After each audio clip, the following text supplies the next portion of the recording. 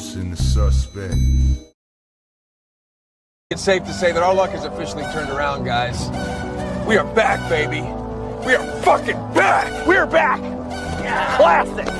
We are back. We are back.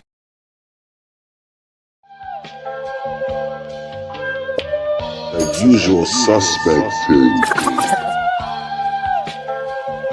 Look, US 6 where the real ones politic get. Late night smoke with the fight game where the critics sit. Every punchline got a barcode and a timestamp. Receipt talk, we ain't never had to spin facts.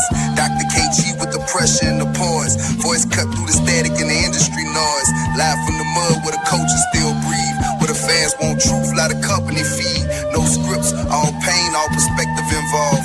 We seen puppets get promoted while the real get ignored. So we built our own table out the blood and the scars. Now the channel got motion from the hoods to the stars. Art fella in the lab like alchemists with the boards. Man scientist energy, plotting seasons and scores. Dana Black with the pool picks, sharpen the brand. Made accountability a language they don't understand. Tales from the B-side, let the underdogs vent. Open mic turn the casual fan militant. Suspect teams get dangerous after dark. When them uncomfortable truths start hitting the heart. We ain't ESPN pilots, we the alleyway version. Where the dialogue raw and the smoke got substance. Fight previews, recaps, community ties. Call-ins from the people, let the real ones decide. Boxing, culture, entertainment all blend. Soul loops, dusty drums, street sermons and sins. This ain't just content, it's survival and code. Built for the fans, tired of narratives getting controlled. So subscribe if you came for the authenticity. Where opinions got facts and the passion got history. US 6, yeah, the movement's still growing. It's a usual suspect team, and the whole world knows.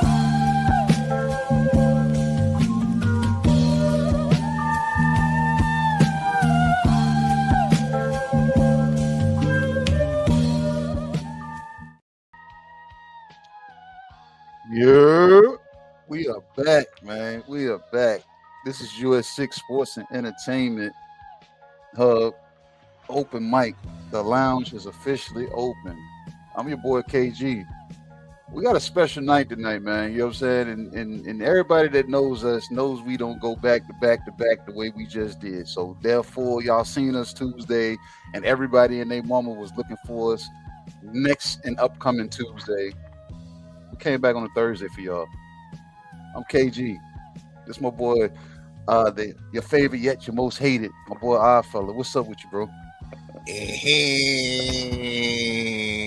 What to do, what you're saying, what to go on. Listen, this ain't your polished panel.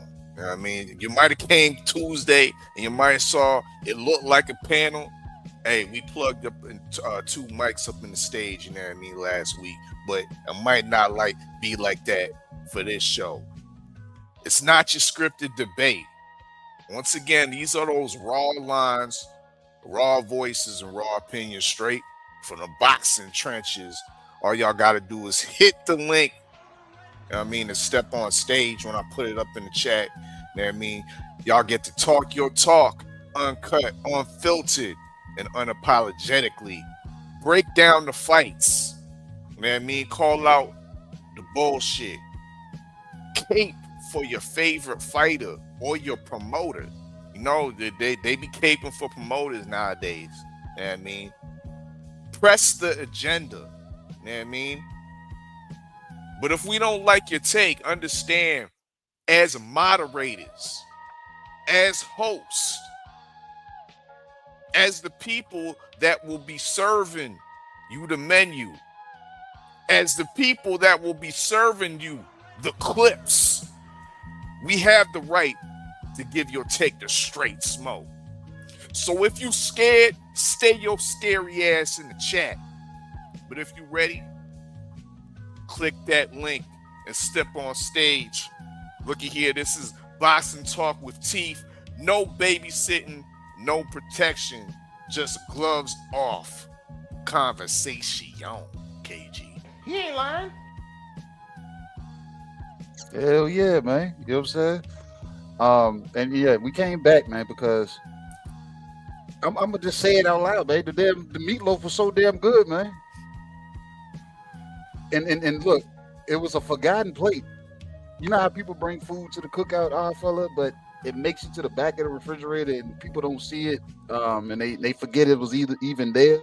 It's wrapped up in aluminum foil. It didn't have nobody's name on it, so it just kind of fell by the wayside. Lewis Crocker, Liam Powell.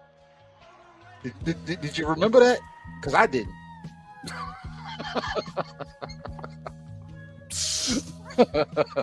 Shame on us. I heard about it.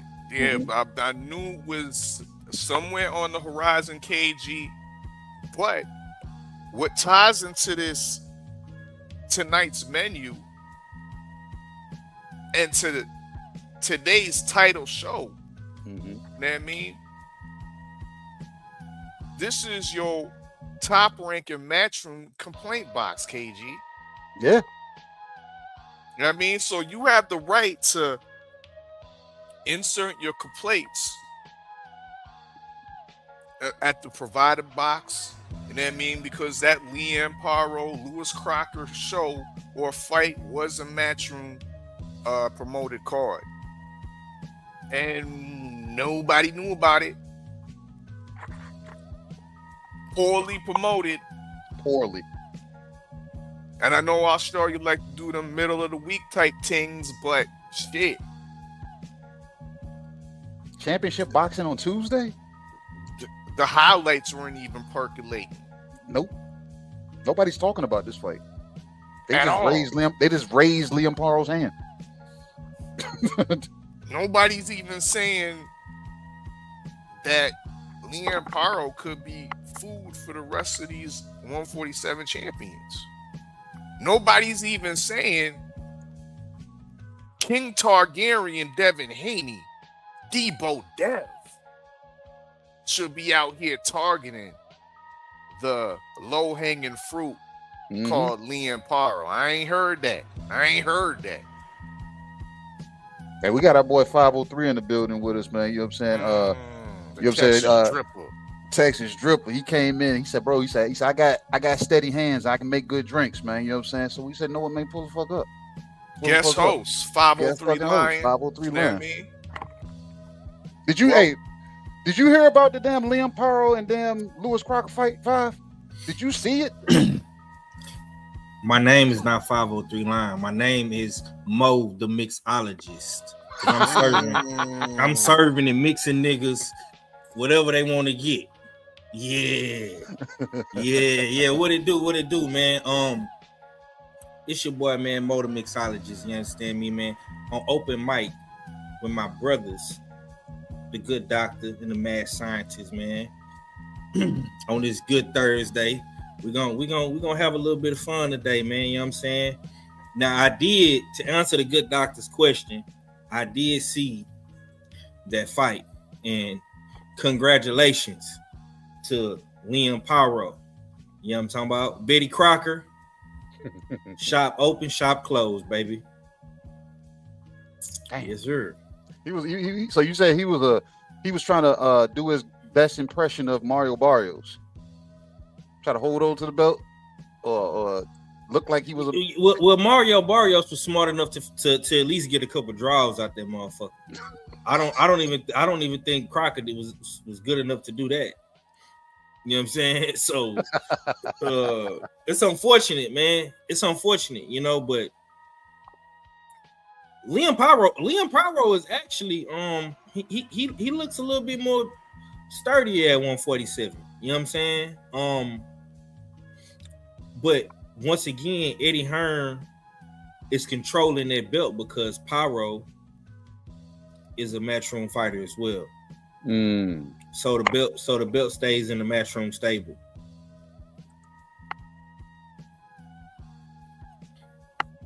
Yeah, Let's he go ahead ain't and lying. He ain't lying at all. You know what I'm saying? Let's go ahead and get to this menu, folks. Let's go. Let's see what the I see something missing on the damn menu already, man. Hey, Where's my goddamn curry quote at? we done took it off. You know what I mean? By special request. You know what I mean?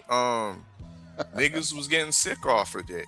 You know what I mean? That dish, and we don't want to get shut down. Hey, I think I was from the put a complaint in as well, man. I think I might have got E. coli or something.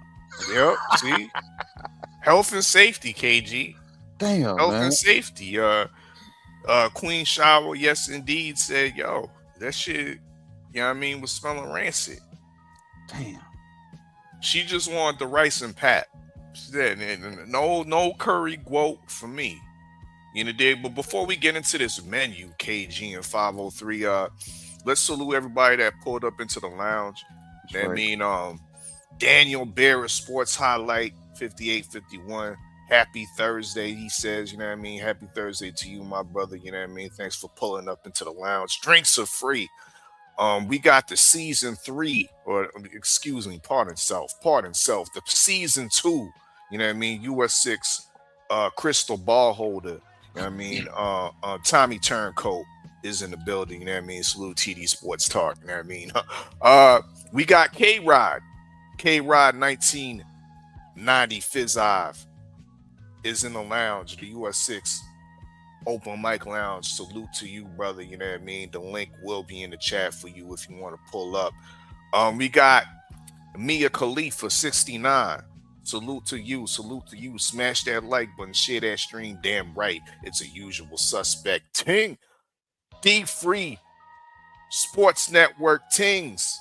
Big up. You know what I mean? Salute to you. Yeah. We still haven't had you on stage yet. You know what I mean? The mic is available for you, my brother. The mic is available for you, my brother.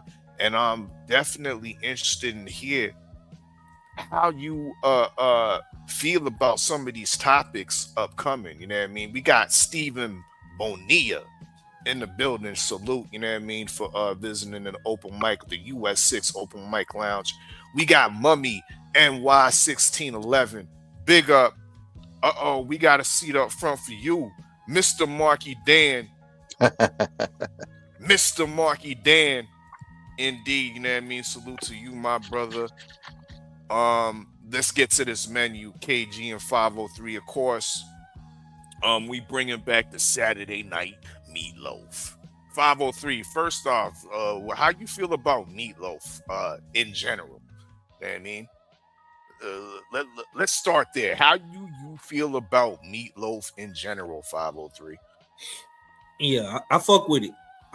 Man. But you know, it gotta be put in the oven, and it gotta have that red tomato sauce. Indeed, that's how everybody, that's consistent. All three of us have to have that tomato wise barbecue type of glaze, demi glaze over the baked meatloaf. Facts. I just had to throw that out there, man, because I don't know how they do it in other places, but you know. No, you said it right. Yeah. I just want to put that out there, man. You know what I'm saying? Yeah, but you had me confused because I ain't never heard no fried meatloaf. You gotta put it in the oven. You gotta put it in the oven, and you gotta make you some good mashed potatoes. Indeed. With corn. Yep. And you know, if you a real Southern player like myself, you gonna want some cornbread on that thing too. Damn, so you told me So you told me you didn't stop by the lounge on Tuesday, because that's the exact damn plate that our fella explained to us. Yeah. Oh, from Canada. I didn't, bro. I didn't even know y'all boys did a show, bro. Exactly, bro. Hey, man. Ain't nobody talking about Meatloaf no more, 5.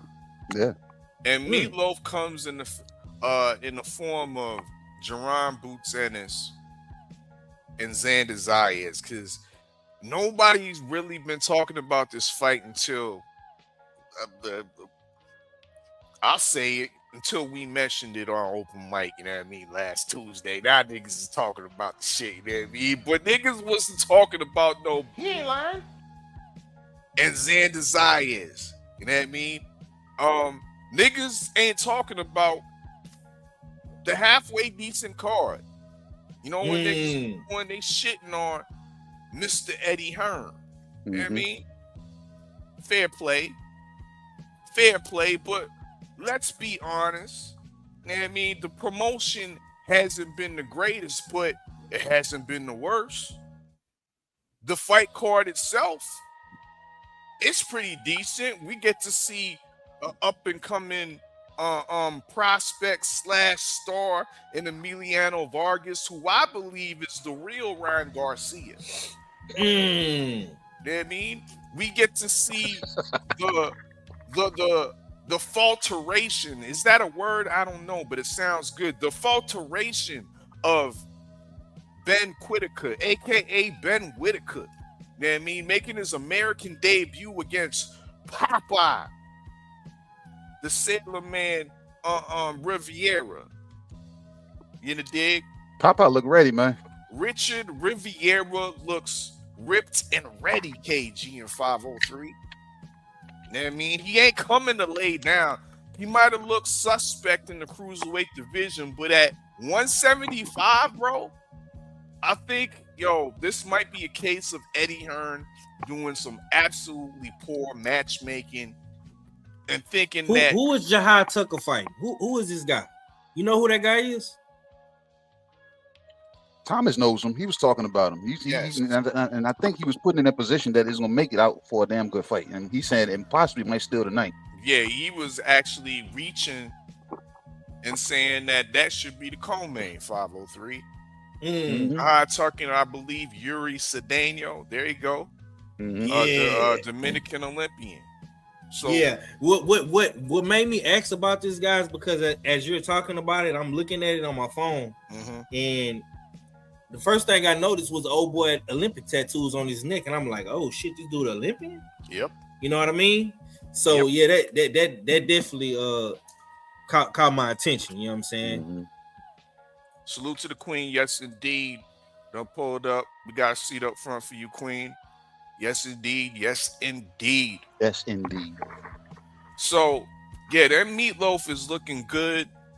The sides are looking proper. They got the Eddie Hearn, they got the mashed potatoes. He got the corn and whatnot.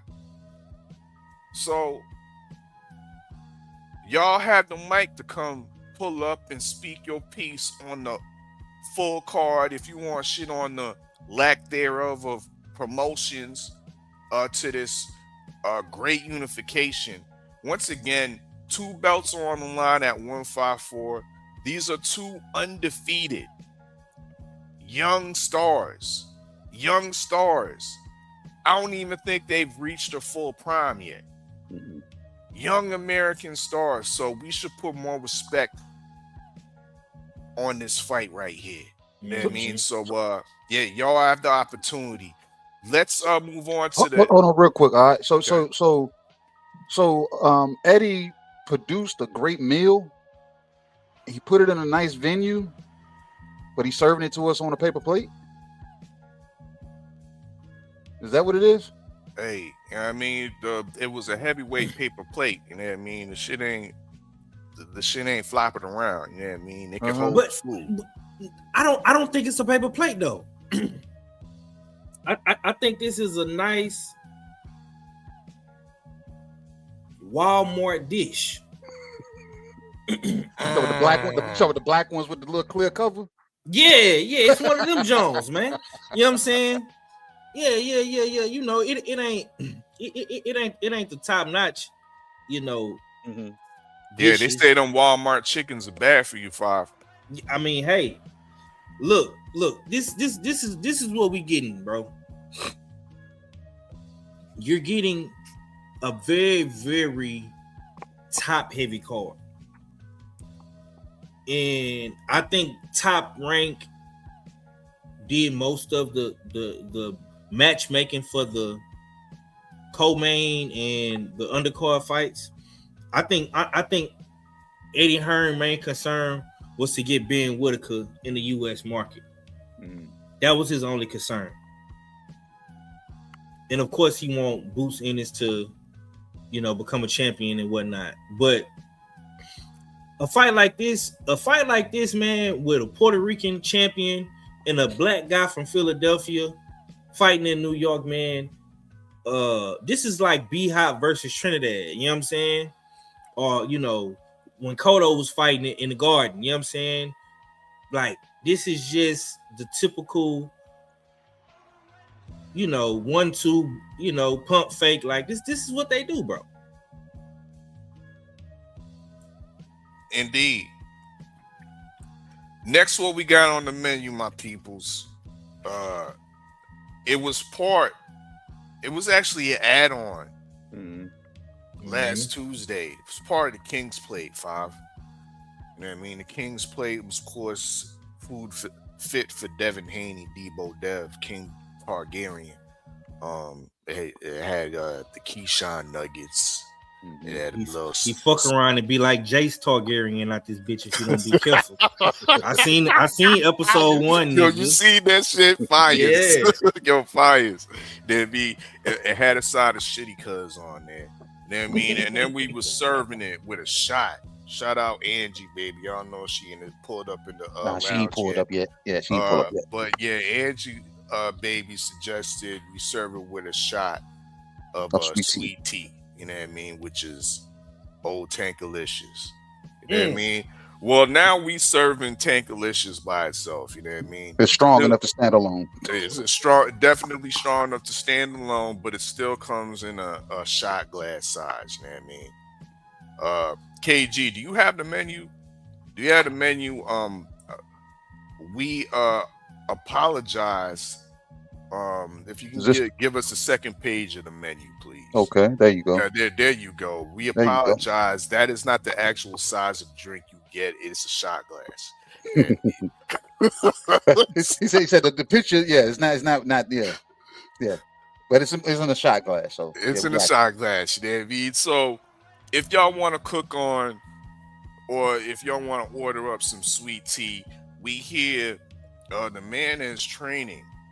You know what I mean, with David Benavidez, senior. And I'll say this, KG, there's something brewing. Yeah. When David Benavidez Senior's posts a full-out video, edited, you know what I mean, with the red cam, you know what I mean? Not no bullshit ass camera, you know what I mean? Not no iPhone. This was like studio quality cameras that was being used to shoot this footage of Tankalicious training. You know what I mean?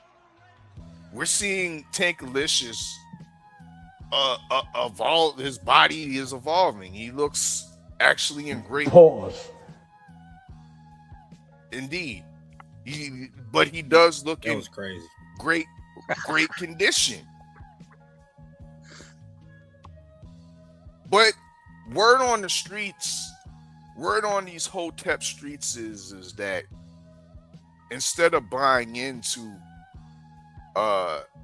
this newfound trainer and David Benavidez Sr., Tankalicious is selling out.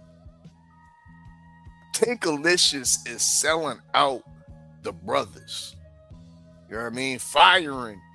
You know what I mean? On the old regime and Coach Cal and Kenny, and selling out to the Mexicans.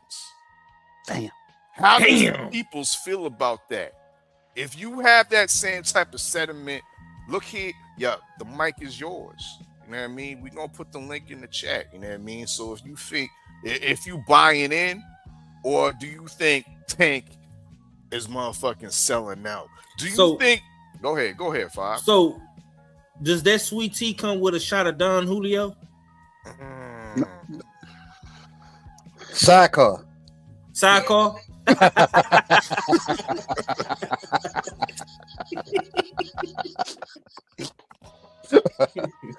I ain't never seen a sidecar or a shot before, but yeah, we got a sidecar, an actual shot. You know what I'm saying? You shoot one, you shoot the other. You know what I'm saying? So yeah, that Don Julio is going to, you know what I'm saying? We already know. Reputation is speaking for itself, you know what I'm saying? The way that Don Julio is hit, you know what I'm saying? As of recently. But the sweet tea, told you, man, pack up enough punch of his own. So we you know what I'm saying, we shall see. I've been watching the kid, man, and the way he's working, he's doing strength and conditioning right now, and it looked like he looking like he's trying to pick up the weight. Deadlifts, weightlifting, there. So the weight is them gradually being put on, maybe. Yep. Let me say this to all you people that's gonna call in. Let me set the table for y'all and mix this sweet tea. You know what I'm saying, into my mixer, my blender. Is it Tank's fault that these trainers get on these platforms and speak on stuff that they're not supposed to be speaking on? Now, I was thinking about this earlier, Kay, and me and Kaden had a whole lot of offline conversations about this. Mm-hmm. As a content creator, I don't hate what nobody does. I appreciate all of the good content in this space, in this community. But at the same time, you start to notice little things. You start to notice patterns, right? And it's this one particular channel where a couple trainers have went on this guy's channel, and now they don't have a job.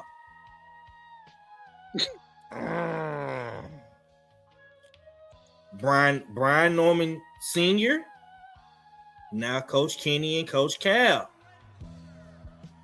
Now, I'm not hating on nobody content. You do what you do. Mm-hmm. But I'm just noticing a pattern here. They 2 for 2. He ain't lying. Who gonna be the next trainer? I see Keyshawn Davis trainer on Buddy channel. Hey man, better tread lightly. Dorset don't need to be over there. He can't even talk. Yeah. Because you know, man, it don't take much to listen, man. These boxers, boxing is a very lonely sport. It's a lot of stuff that goes on behind the scenes that we don't never see. And when He ain't lying.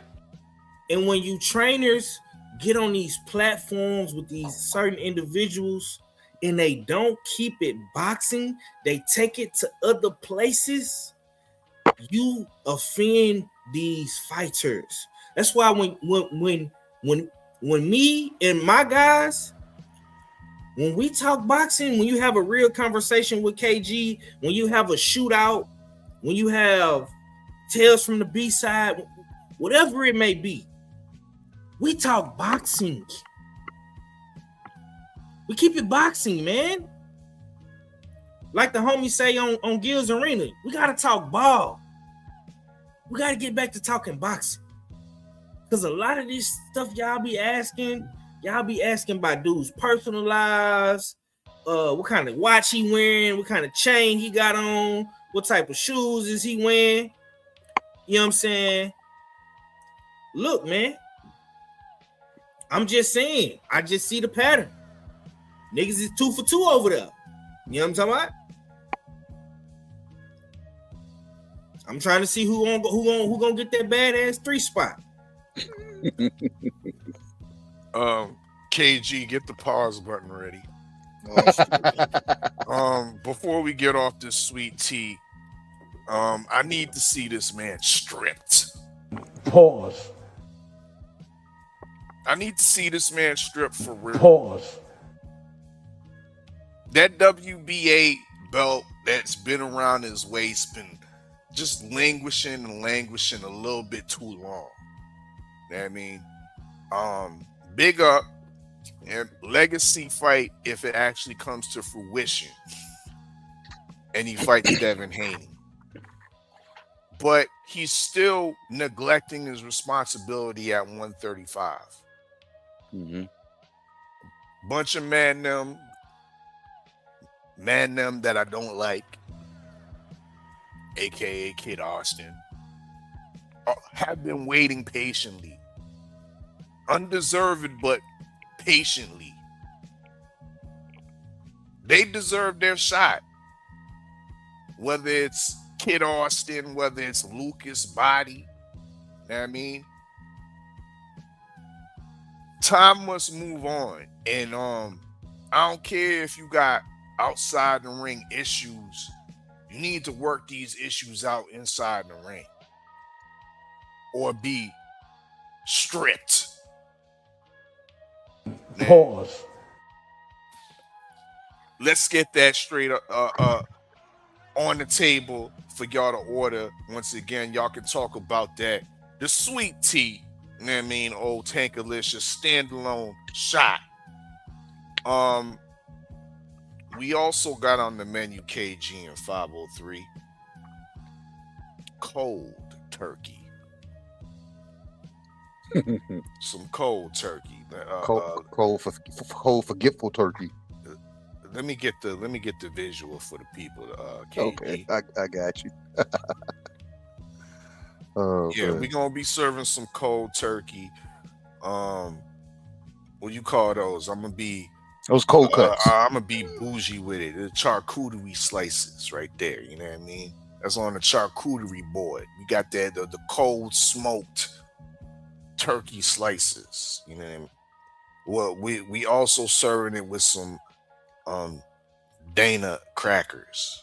Damn, sounds stale. No pun intended. Sounds stale. Yeah, that's good, isn't it?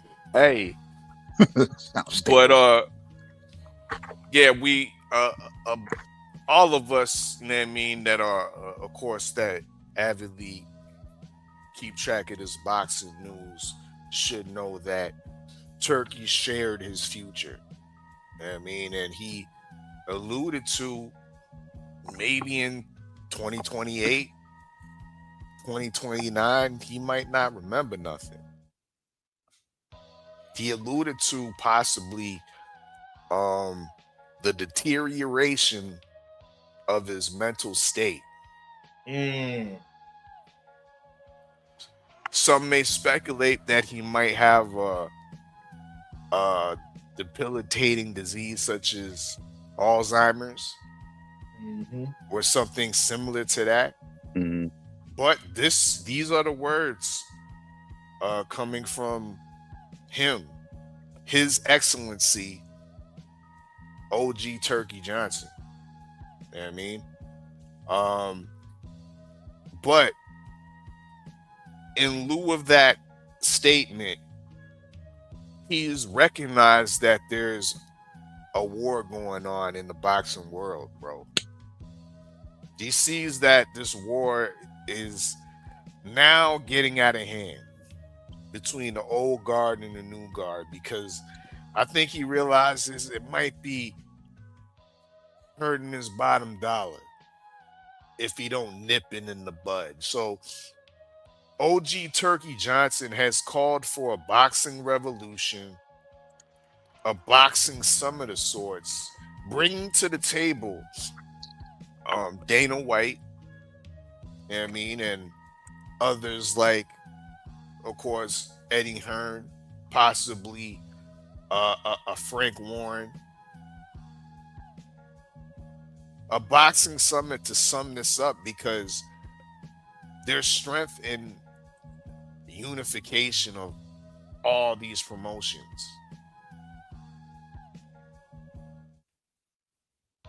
But at the end of the day, I might have some criticisms here and there of OG Turkey Johnson, but I think he's left a long-standing legacy. I definitely think he's done great things for boxing. When boxing was down in the doldrums, he definitely breathed life and added some necessary light into the dimness of what boxing had become.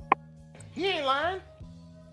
Salute to OG Turkey Johnson, but just because you did all this great shit don't mean that you above the criticism from the US 6. Don't mean that you above the criticism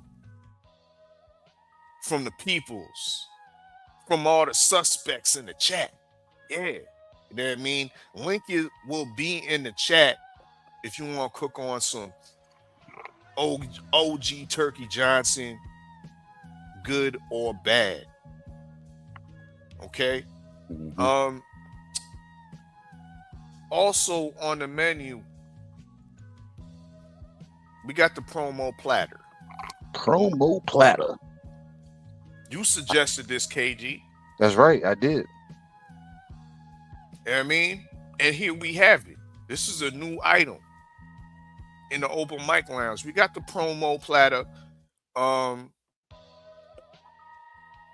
And of course, with a platter, you got a plethora of different finger foods. You know what I mean? So we got the Matchroom Mazza sticks.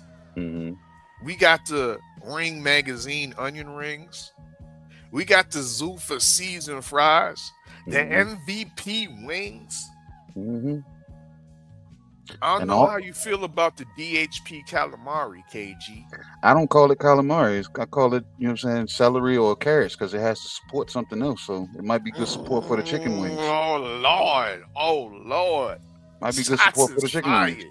Shots is fired. Okay, well, we got the top ranked tater tots on the platter as well, KG. You know what I mean? So, people, if y'all want to order the promo platter up, you know what I mean, let us know. You know what I mean? Once again, let us know. Give us your complaints about these promotional companies.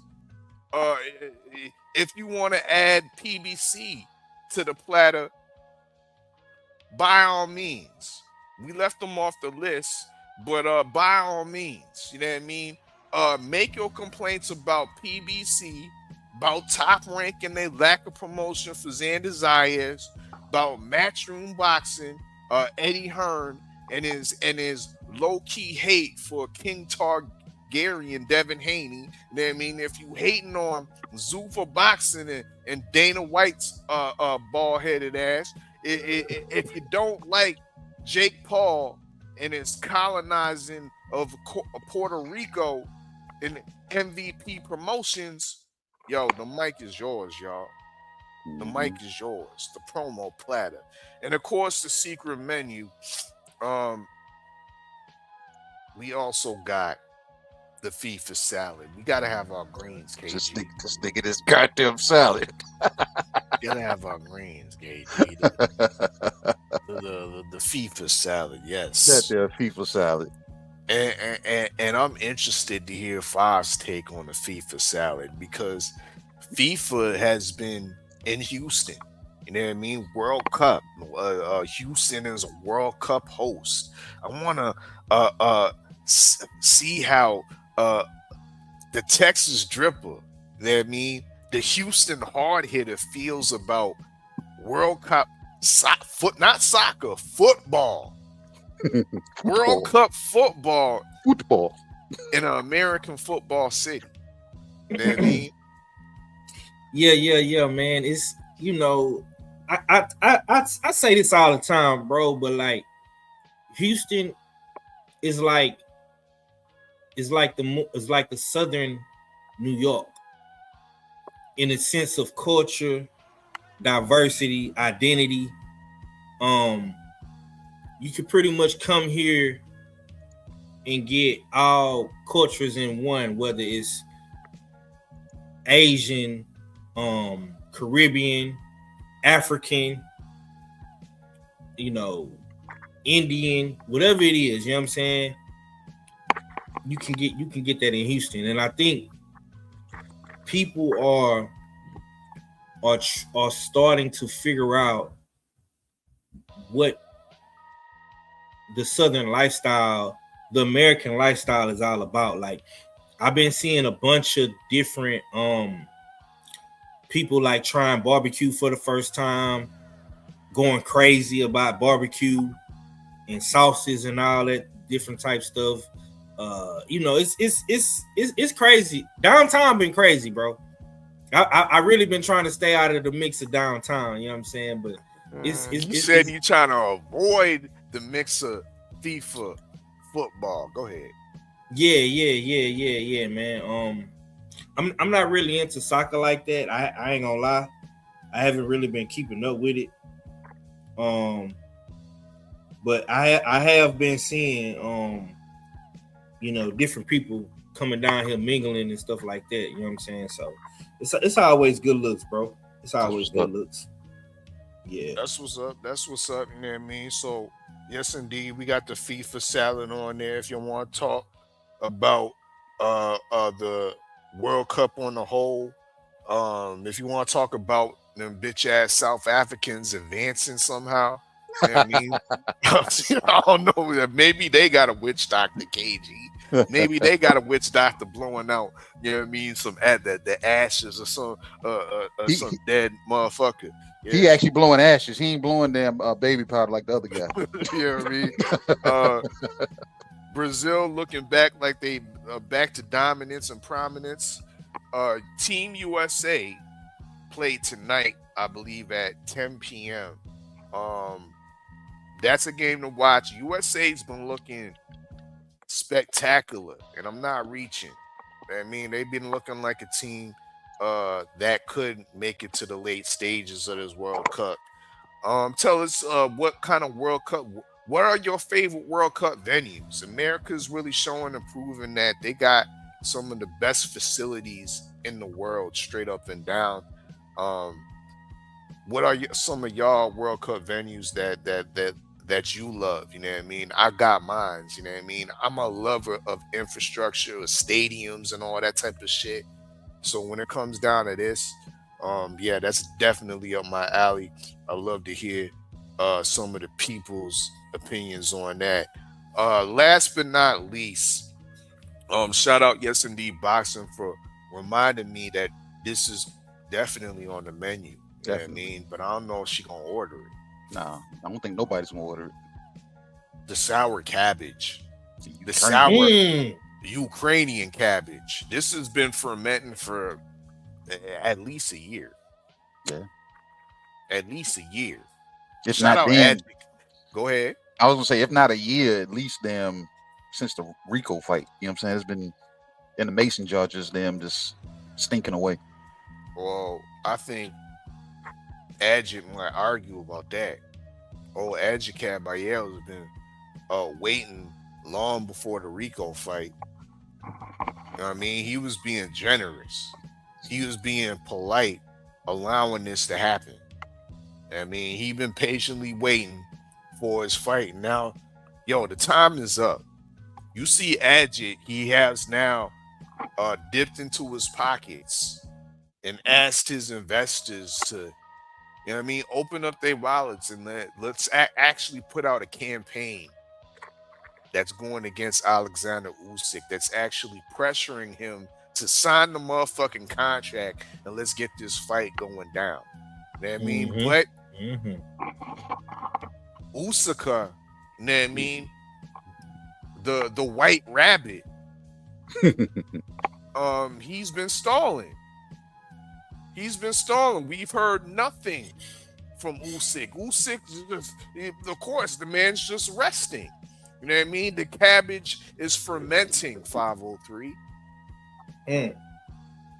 The appeal from Rico Verhoeven has been denied from the boxing overseers. They said, "Get the fuck out of here, Rico. You had your chance." But they still have yet to put the extreme pressure on Usyk. Now, as I say that, there is a date coming up. June 30th is the deadline that's been implemented or put in place by the WBC. Silly man says that if Usyk hasn't come to sign the contract or come to agreement with Adjit Cabaye, it's time for that man to be stripped. Yeah. Pause. I need to see that Ukrainian stripped. What? Bro, what are you talking about, man? I'm talking about you need to defend the your responsibilities. That's what I'm talking about. No, I had to put that there because the emphasis that you putting on that word, I couldn't just pause it. I couldn't just say pause because you. Yeah, man. You put the radio voice on that one. Yeah. I'm gonna say it. Stripped. Pause. That man needs to be stripped. Stop saying it. Yeah. Not with no bare hands, with wrapped hands, KG. What? Yeah, say that. Pause. What did you say? What Yo, type of not hands? with no. We ain't doing it raw with no bare hands. Pause. Doing it with the wrapped hands. 503 and KG. Yeah. Pause. Hey, Agnew German Podcast. style. If anybody from the Agnew Podcast, if y'all need a fifth member, we got you. Yeah, man. Man. He wanted. Yeah, man. He He talking want to be real one crazy. of y'all so bad. He want to be one of y'all so bad. Not even thinking. He talking real spicy tonight. $50 an hour, Agnew. I'm playing. Hey, shout out to Agnew Podcast. You know, we fucking with y'all brothers over there for sure. But yeah, the cabbage has been fermented, KG and 503, and I don't like it. I don't like it. You know what I mean? And I want to see if the people don't like it. If they gonna order this shit up and speak their piece on inactive, what seems to be a uninterested champion in the heavyweight division. You know what I mean? But those are tonight's menu. I mean, once again, I'll put the link in the chat. You know what I'm saying, while y'all are pondering on what y'all want off this menu, we're gonna go pay some bills real quick, man. We see y'all in a second, man.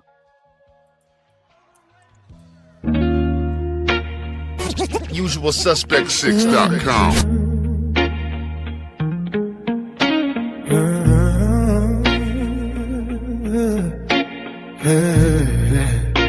Yeah.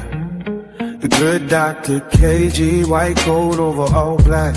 Prescription for the truth, they allergic to the contact.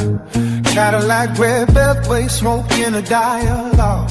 Chrome voice, street sermon, drag sparks through the catalog. I fell aka Dana Black.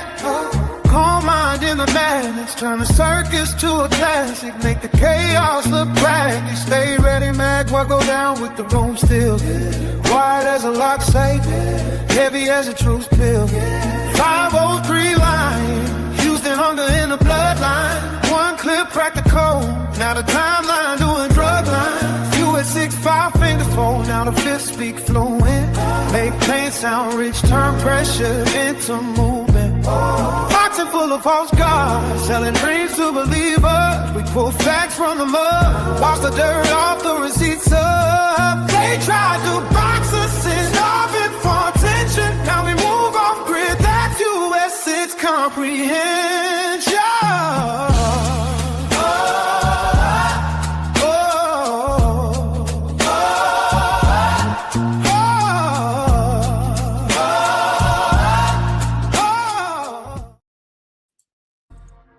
Man, we're back. And we are back. I like that joint, man. That joint got some soul to it. You know what I'm talking about? I told you. Yeah. The link is in the chat. UsualSuspect6.com. Make sure y'all check out the website. But yeah, as KG said, the link is in the chat. In the dig. Y'all heard tonight's menu. So the mic is yours. Pull up. Don't be shy, man. Y'all always asking for a link, man. This is your opportunity. I want to see some new people in here today. You know what I'm saying? I want to see some people that ain't never pulled up on an open mic. Pull up, spit your game, talk your shit, man. Exactly. Yep. But shit, man, we can damn cook on whatever. You know what I'm saying? You to get special guests in the house. Pick some on this menu, you know what I'm saying, and let's chop it up about it until them, you know what I'm saying, people decide to feel froggy. I want to talk about this cold turkey with the side of Dana stale crackers. That kind of caught my attention. This is a serious matter because we're seeing boxing being shaped into what Turkey and his vision of what he wants to shape and shift boxing into. We're kind of seeing that play out live and direct. You know what I'm saying? And it's been good. it's been bad, but it for the most part I think it's been more good than bad. Because now we're starting to see the effects of Zuffa boxing. We're starting to see Dana White come out. You know what I'm saying? We're starting to see alliances being made. And if Turk is the glue that holds everything together in this new era of boxing that we're in, with the Ring magazine, the Riyadh, if this man is not going to be able to remember, hey, William Old School, click the link, man. Click the link. You steady asking questions. Just come in and click the link, bro. And chop it up with us, man. You know what I'm saying? You good. You can pull up on us. The link is it's posted. Yes, posted. I'm gonna have to go copy and paste it and put it in my chat. But yeah, pull up on us, William. Chop it up with us, brother. This shit with Turk, man. The possibility of him possibly not being around is gonna affect a lot of people. I just want to see the boxing fans win. I definitely want to see some of these fights that need to happen. I think one particular person that really needs to get on board with what's going on right now is the PBC and Al Heyman and the rest of his crew. You know what I'm saying? Hold up. Did you hear or were you able to listen to what Stay Ready put in the US? Yeah, I seen it, bro. Well, yo, so what you think about that? Yo, matter of fact, that's the first time I ever heard Al Heyman's voice. Yeah. Yeah, that's crazy. Yeah, that was crazy, bro. That was crazy, and it kind of correlates with Cold Turkey. Could you imagine Al and Turk officially coming together and working with one another? Cause it sounds like Al is still active. He's still in the game. He ain't letting up. You know what I'm saying? He say he coming to bury Floyd. And what do we see? Floyd Mayweather has canceled his fight. Both of them. Ain't nobody. It ain't like niggas was talking about Floyd and checking for Floyd anyway. You know what I'm saying? But this come out, then your fight get canceled. Mm-hmm. So I'm loving this shit, man. Boxing is in a good place, man. We got a good fight this weekend. And people probably ain't gonna want to do it, but I'm gonna indirectly thank Turkey because he put the batteries in the zone back and gave them an extra push. He kind of brought all these people into the fold at the zone. The Eddie Hearns, the Bob Arums, the Frank Warrens, you know what I'm saying? Oscar De La Hoya. He kind of, you know what I'm saying? He kind of shaped it that a little bit, you know what I'm saying? And now we seeing Matchroom and Top Rank working together, you know? So I know it's a lot of shit that Turk ain't done, like get Devin Haney a fight shit or get Tank Davis a fight over there with Devin Haney. You know what I'm saying? But you know, we building day by day, man. So I gotta thank Turk for all the good shit that he has done, and I do want to see my man not go out so cold. You know what I'm saying? Is how long has Turk been doing this? 2-3 years? Is it 3 years? I would say 3 years. 3 years. And we kind of like in the beginning, before it got to present day, we all were saying, is this something that can turn into a marathon, or is, you know what I'm saying, Turkey gonna end up wheezing in the back? But I don't think this is no fault of his own. You know what I'm saying? I think them just Mother Nature and Father Time or Brother Medicine or something came in and said, "No, what? Bam, this is what you got going on." So, to no fault of his own, I hope he has some kind of predecessor or something, somebody, you know what I'm saying, that's coming up behind him that's going to, you know what I'm saying, carry it on. Because like Five said, if something happens to him, a lot of people that got their damn eggs in his basket, what do they do? Especially those are the stale crackers, KG. now those stale crackers is always going to be there. I might be talking about the celery and the carrots, you know what I'm saying? Because that's what I depend on.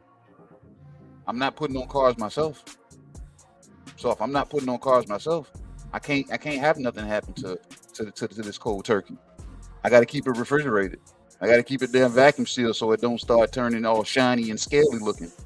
You know what I'm saying? So I got to figure something out, because if I don't, what do these low hanging promotional companies do that need other promotional companies to pretty much bring the plates, the tables, the DJ, you know what I'm saying, and all that stuff, and the networks that they're able to have access to. So I think it trips those people up even more, and it puts the onus back onto the traditional promotional entities. And that might be a smart move for Al to be working, if he is working with Turkey, because if something does come of Turkey, then Al Hammond can be the faceless, nameless, spokeless person in that direction. You know what I'm saying? But I'm gonna put a pin there. We got our first guest, and this is my homeboy, man. I damn, you know what I'm saying? I just posted him in my story today. You know what I'm saying? And you know what I'm saying? If I can make it up there, bro, I'm gonna come check you out. You know what I'm saying? But this is my boy, man. Sniper. Yo. Falcone. Oh shit, we got the clean fighter Sniper Oh, Falcone shit. in the open mic lounge. What you doing, man? We ain't serving you no Right drinks. now. We ain't serving you no drinks. Nah, I don't want to drink right now, man. I want soda. We got you a ginger ale, bro. I'll take it. Coming right up. Coming right up. Or if you want some sweet tea. Oh, no, I can't do it. Coffee. I take coffee. Coffee be good. The sweet tea is special because it's Tankalicious. Whoa. What's sweet? What's the sweetener? What did you add in it? Javante. Oh, no, she that's crazy. Yeah. Crazy. Yeah, bro ain't fucking with that. Hit the pause button, bro. Pause. Oh man. Yep, man. But what's up with you, man? You know what I'm saying? You in the house, man. You know what I'm saying? I don't know if you've been here long enough to see the menu or hear about the menu that we got. You know what I'm saying? We got Saturdays Meatloaf. We got Jerome Boost Ennis and Xander Zayas. And the appetizing card that they, you know what I'm saying, they got put together. They should have put me on that. They should have put me on that. That's what I was trying to get on. Yeah. I was trying to be on that card, yeah. Did you cause aren't you signed to Rising Sun? Yeah. What is it true that you and Keith was supposed to be on that card? Keith Cologne? We were supposed to, from what I heard. Oh, okay. Like not against each other, but on the same card, yeah. Right, yeah. All right, yo, so riddle me this, bro. You just fought, you know what I mean? You just got the decision against Frankie Sanchez Jr. Yes, sir. For your 15th win, you know what I mean? Big up to you, you know what I mean? Thank you, brother.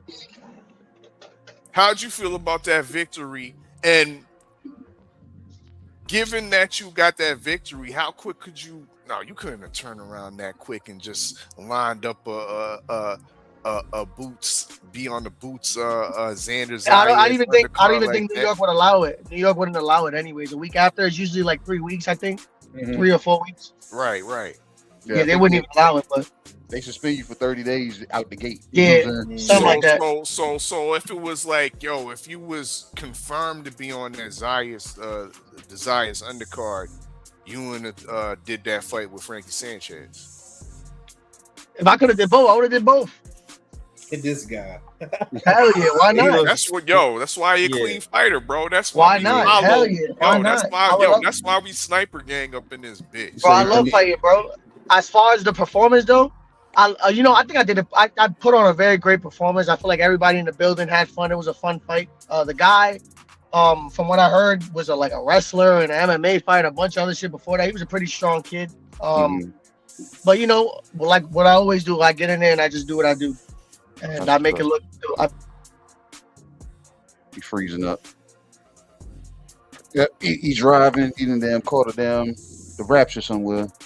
We got the sniper Facio Falcone in the lounge, 15-0, 8 KOs, I believe. 8 KOs, I believe. You know, coming off a great victory over Frankie Sanchez Jr. You know what I mean, a 8-round decision that happened. Was it last week? In Philadelphia. I wanted to ask Facio something real quick. You know what I'm saying, pertaining to the fight before that. Taki Anand. I mean, the Ghanaian, I could say he's trash, bro. I mean, yep. The man is trash, and he should have been. Back. My fault. I don't know if I got a phone call. All good. No, I was just proceeding to say that Taki Anand, the guy that you fought before Frankie Sanchez, who you should have been awarded a second round KO. I was saying that he's trash. You know what I mean? And I'm also saying in addition to that, I'm also saying the New Jersey State Commission is trash for not overturning that no contest. What say you on that? That was some bullshit, bro. Listen, I dropped the dude 2 times prior to that, the final drop, and then the dude was looking for a way out. I don't know what the hell they seen, bro, but I moved on from that, bro. Like, if not, I would have been stressing over that fight, bro. I should have been 16-0, but we cool. I don't care. I got what I came for, so that's what matters to me. That shit kind of damn set me sideways a little bit when I was talking to Thomas today, and I was bringing it up, and he was like, "Yeah, you know they never overturned it." I said, "What the fuck are you talking about?" You know what I'm saying? So, you there? You can hear us, Facio? Can you hear us, Facio? Yeah, I hear you now. Okay, yeah. And that shit, it kind of killed my mood a little bit, man. You know what I'm saying? Because I just hear me or no? Yeah, well, I can hear you. Yeah, you can hear you. You might not hear KG. KG talking right now. Yeah, I don't think. I don't hear him. No, you don't hear me? Y'all hear me though, right? Maybe, come back, fall out and come back in if you can. You know what I mean? Because there might be something wrong with your end of the connection or something like that. You know what I mean? Well, me or him? You. On your end, yeah. So if you can fall out, screaming, come back in. I got you. Yeah. But like I was saying, fellas, that shit damn, you know what I'm saying? It had me damn looking kind of crazy for a minute. Knowing that, you know what I'm saying? I was like, Thomas wanted to do, you know what I'm saying, do the panels where we bring the fighters on, kind of like we did with the Canelo and Bud fight. So I was like, all right, cool. But then I'm asking him random questions, and I was just like, bro, what's up with them the decision for Facio? Did it get overturned? He was like, no. And I was like, what the fuck you mean? Bro, I was going back and forth with the commission for the longest, bro. However you want to spin that. You know what I'm saying? The punch was not low. Nothing was straight. You know what I'm saying? It was old facts. Like you said, it was bullshit. Bro, but not only that, the rules are that the belly button has to be seen. For example, like the cup can't be too high. Bro, the guy had his cup all the way up to his fucking and his trunks all the way up to like under his nipples, bro. I don't understand, bro. Like, where did the referee call the line at? All the way up. Where did the referee call the line at? Did he call the line at the beginning of the fight or he didn't? Yeah, he called the line at the beginning of the fight and in the locker room. Okay. So I don't know I don't know, bro. I don't know what's going on. We don't need to take some new classes or some shit. We don't need them, no. Maybe he had a genetic deformity or something. That the package is a little higher. So I don't know. I'm happy, bro. I'm happy, bro. Hey, let me ask Sniper this, man. Who you got in the main event, man, with the Meatloaf, man? Boots versus Xander. Who you got? All right, I'm not gonna lie, bro. That was hard for me to pick, and I'm usually not wrong, bro. I can see this going two ways too. At first, I was completely and remember, I'm a boxing fan. I'm Puerto Rican, but I ain't biased, bro. Like, I'm a boxing fan. So at first, I was going straight Boots, knockout, right? But then I started looking at a couple things, started diving deeper into it. Like if you look at the first, which no, I'm not bashing anybody. This is what you're supposed to do in the beginning of your career, especially if you're not signed off rip like Xander to Top Rank.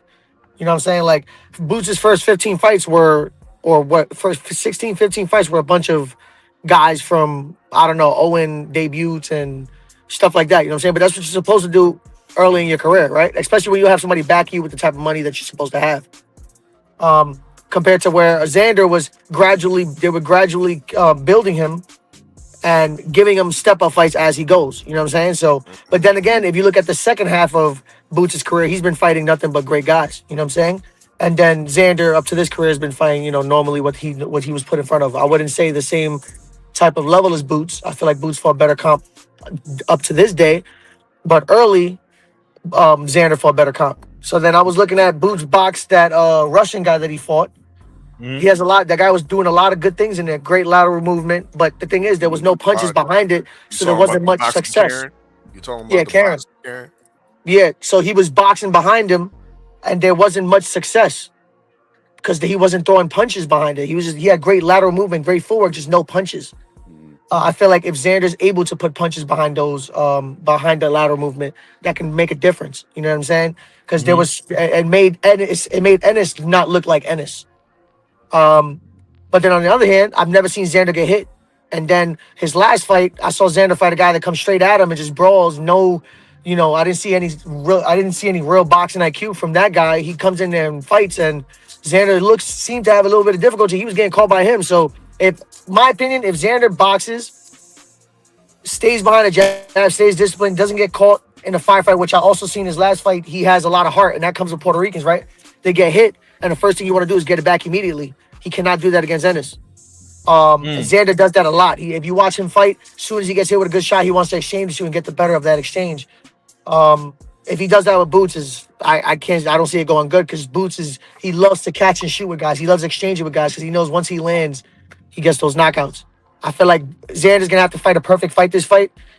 And the second question that has to be answered early, which will be, is can Xander take a shot? Because Boots will get there. And if Xander can take a shot, it's going to be a long night for both of them. And if it goes to the decision, I can see Xander maybe edging something out. Boots throws a lot of power shots, bro. But when guys have lateral movement, he tends to get caught following them. But if anybody by knockout, I'm going with Ennis for sure. Okay, let me test your Puerto Rican pride real quick, Snipe. I want to see if you gonna keep it real. Go. Word on the curb. And you in New York. They say Xander been having a hard weight cut, and he ain't. Is that going? I was just gonna mention this to you. Yeah. So I know what that feels like, and I know how I act. And when I seen Xander at the press conference today, that didn't look good to me, bro. I'm gonna be honest, he was very quiet. His face looked sunken in. He looked like he did not want to be there. And he looked super tiny. Like his suit was like hanging off of him or some shit. That's not good, bro. But then again, what is he gonna his team? How's he gonna rehydrate? That does take a toll on power, bro. Believe it or not. I don't know. Boots is going up too, so he's gonna be the more happier, stronger guy that night. I don't know, bro. It's gonna take a toll on Xander for sure. We got the 15-0 sniper, Afacio Falcone Jr. Lightweight, you know what I mean, rising contender. We also got, we got up in there TD Sports Talk. Turncoat Tommy.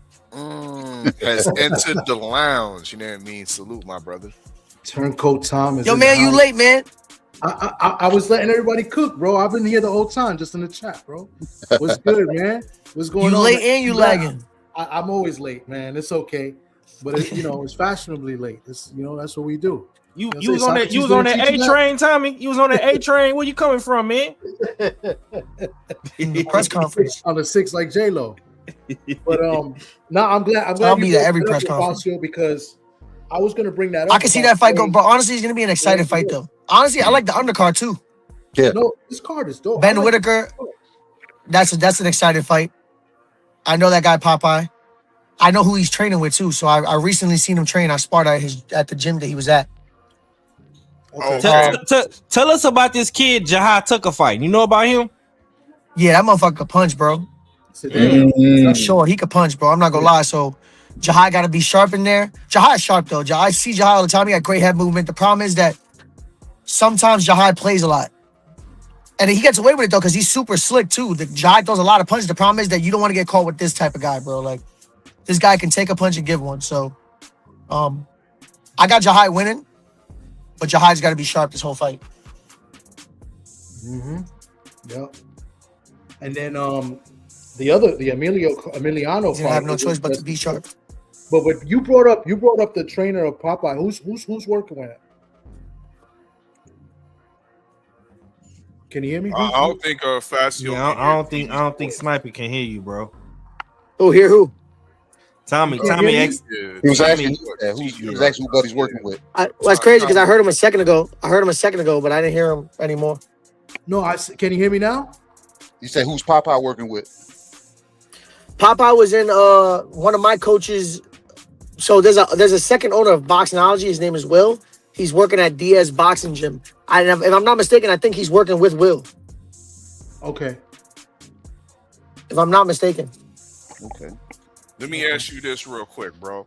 Speaking of, since we're on the topic of Popeye, what are his chances against Ben Whitaker? A lot of us don't think very highly of Ben Whitaker. I think, bro, you gotta think about it. Okay, promotional wise, bro, let's look at the landscape, right? I'm thinking business now, right? If I'm bringing a guy from the UK to have his US debut and I want him to be a superstar, what do you need him to get? A knockout. Simple as that. And I feel like this guy's tailor-made for that. Popeye's older now.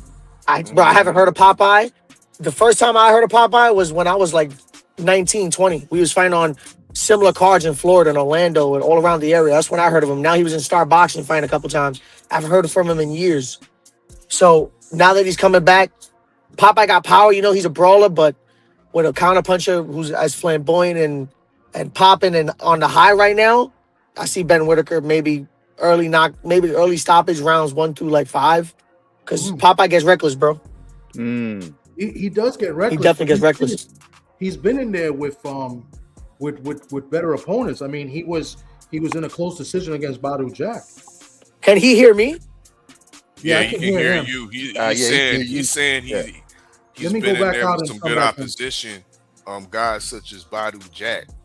You know what I mean? Nah, yeah. But when? What year was that? Yeah, it wasn't recent. Yeah, it wasn't recent. Badu was in his damn 30s probably still. Yeah, but that was at cruiserweight. That was at cruiserweight, my dude. He's looking good at 175. Yeah, Facio, I'm telling you. But you might be right. I haven't seen him. I haven't seen him fight in a long time though. He might be tailor-made for Ben Whitaker to look good for his U.S. debut. I low-key had that in the back of my mind myself. You gotta just think about a promotional aspect. If I'm gonna bring my fighter to New York to fight on one of the biggest cards of boxing, and this is his debut in the U.S., and I want him to be a superstar as he is over there in the U.K., you need a knockout to start it off. I mean, but Eddie Hearn hasn't had the best track record of matchmaking. I agree with that. Yeah. I agree with that. I do agree with that. American matchmaking. I just feel like he can't get reckless in there with a guy like Ben Whitaker. Ben is too slick for it. Like, I watch him box a lot, bro. It's not easy even to make a bum miss. It's not that easy. You see a lot of guys recently getting dropped by bums. Like, so that's what I'm saying. Like, it's not easy to get those guys out of there. Yeah. I agree with what Sniper is saying. I think Whitaker gonna starch this dude. For sure. That's just me though. That's just me. That's what I say. I don't know, man. Popeye might show up, man. He might show up. Everybody got no. Popeye's gonna show up and he's gonna give a great fight. I'm not saying he's just gonna get. I just feel like Popeye sometimes he's very reckless. Like he's so like going for the one-hitter killer that he's gonna get him caught in between that. Like with a guy like Ben Whitaker, does he hit hard enough to be able to pull that off? For sure, yeah. Okay. He got to punch his chance for sure. Hell yeah. Well, here's something that a lot of people don't know, and I. Oh shit! I hear him now. Okay, yeah, a lot of people don't know, and I just found this out yesterday from Rich Mancuso. You know, he's promoted by Joe DeGuardia at Star Boxing, right? Yes. And Star Boxing, Joe DeGuardia, has his own show the same night. Oh shit! So What I the mean, hell? yeah. So it's like I guess he's just getting thrown in the fire because Joe's not going to be there. Usually Joe's at the at his fighters' fights. You know what I'm saying? But he's got his own show in Long Island on. But maybe Joe's just letting somebody run the show because he has to have some type of assistance or something. Like this is bigger than all his shows, to be honest. Yeah, Real no, quick, fellas. I know that, but Real quick, he's fellas, doing his real own quick, shows. real quick. Like I mean, that's kind of weird, but Real quick, fellas, we got another fighter in the house. We got that guy Ishmael. Oh shit, my boy! Hey, what's going on, guys? What's going on, bro? What's up? What's up? What's up? What's up? My guy. We got your boy Ofacio on here, man. What's good, Ish? Hey, what's going on? Okay, everybody can hear everybody. Welcome, Ishmael, bro. You know what I'm saying? Welcome to the damn US6 Sports Entertainment open mic. You know what I'm saying? We brought you on. You know what I'm saying? Thomas Nev sent you the link. You know what I'm saying? We want you to talk about some things that we got on the menu and potentially, you know what I'm saying, tell us some more about yourself.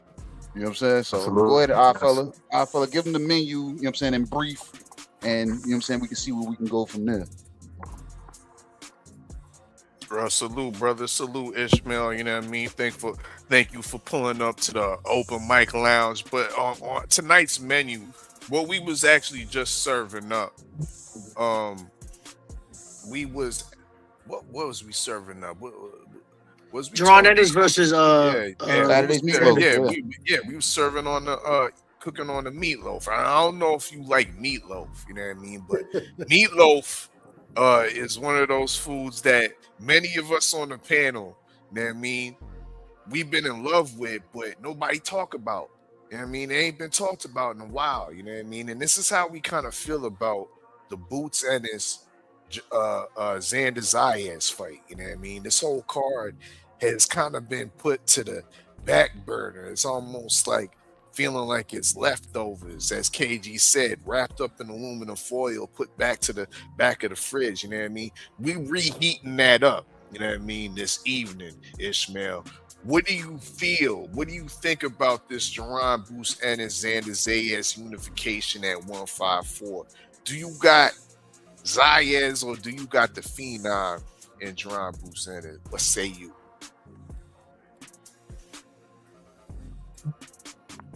That's a good question. But I think it's much closer to fighting people think.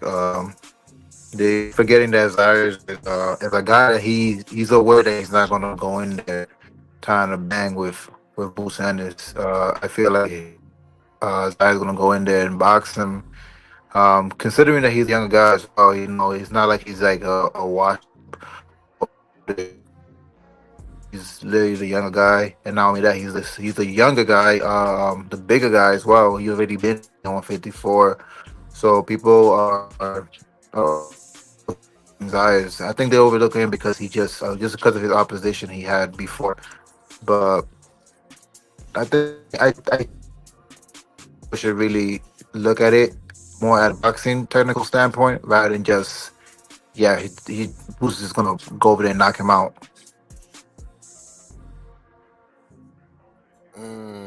Okay, I agree with him. Also, you know, because I know me and Ish had a conversation a few days ago, and you know, I like to go back to that for the people that didn't watch and don't know.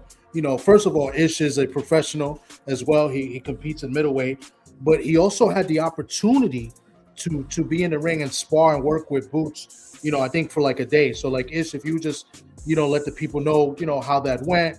Kind of like what you told us before. The experience and and then translate it, I guess, into why are you picking who you picking. So I'm gonna go with Boots Ennis.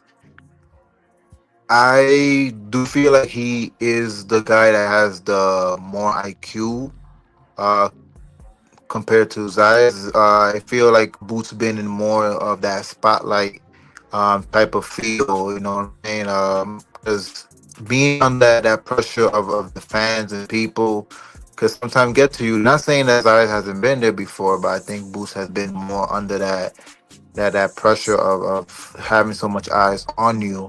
You know, for You this know what's fight, funny? I wasn't even thinking everybody's like going that, for Tay. Boots. I'm also going for Boots as well because I did spar him and I did get to see some type of insight sparring him. Like I told Thomas, he definitely is a confident fighter. He goes in there and he's gonna establish confidence, establish that he is the one that is in control of the ring.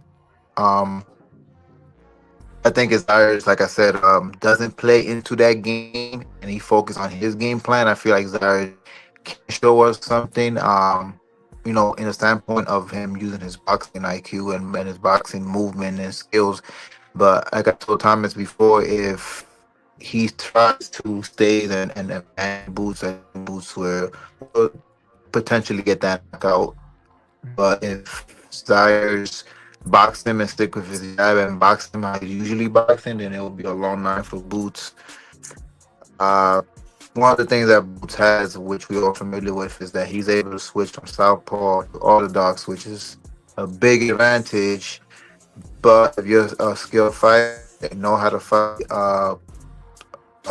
both sides, you know how to fight on a point that could switch into southpaw and a righty, and you wouldn't have much of a problem. When I was sparring him, he did switch, but since I'm really comfortable at fighting orthodox, I was able to know where to move, how to move. And I feel like maybe perhaps guys could do the same. When I spar, I wasn't really in condition, but I was still able to see certain positioning on him when he was switching southpaw and orthodox. So in terms of Zayas, he's already in a position where he's already been training. He's ready to fight. He's in fight condition. So that could be a different outcome. From when I was sparring.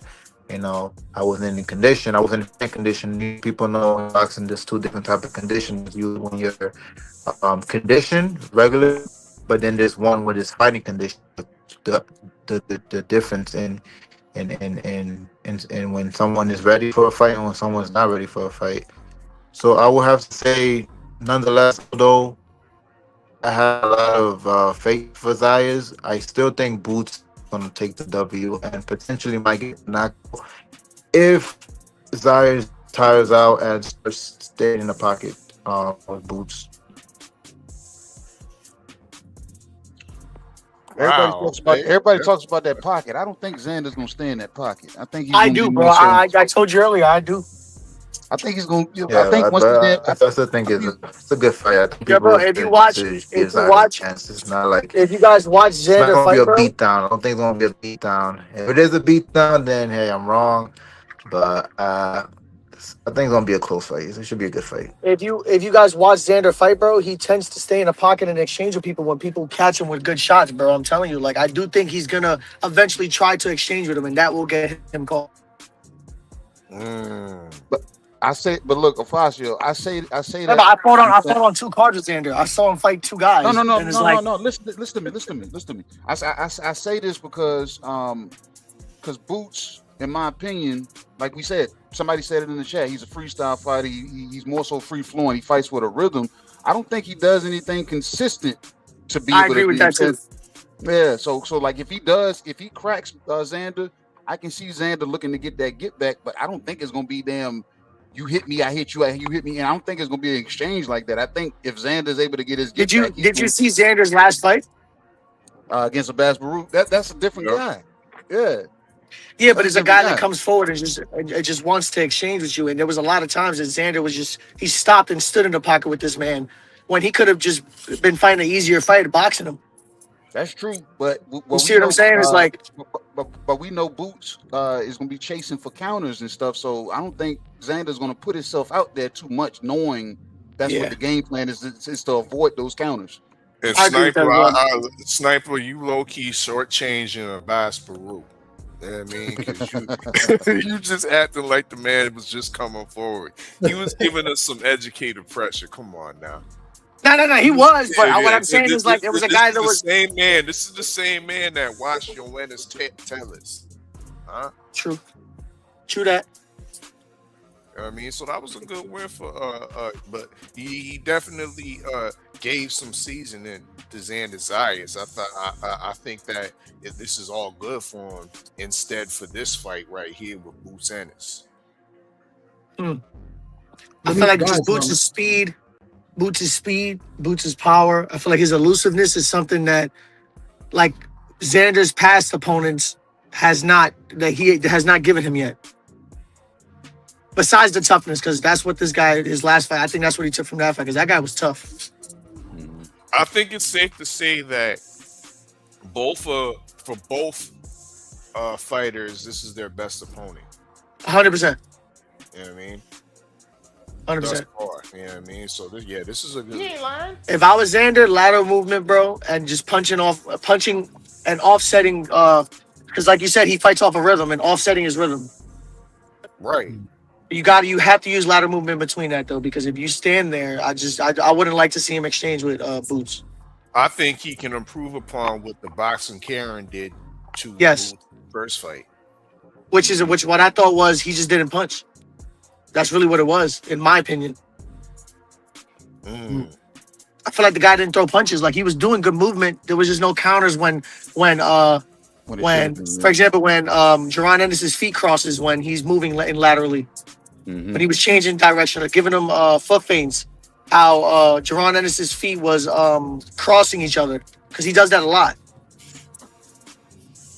I think Xander's, you know what I'm saying? I'm gonna piggyback on that. I don't know if you guys can hear me though, but yeah, we can hear you. Yeah, we hear you. Oh, go ahead. Yeah, we hear you. Hold on. I did notice that too in the sparring. I would say that's one of the weakness that if Xander's does see it, that Boots tend to cross his leg a lot, especially in the southpaw position. Could be a long night, but again, with Boots, he's fast with it. So the thing is with him, he does cross the leg, but he's quick, so he readjusts himself in a position where he's not off balance.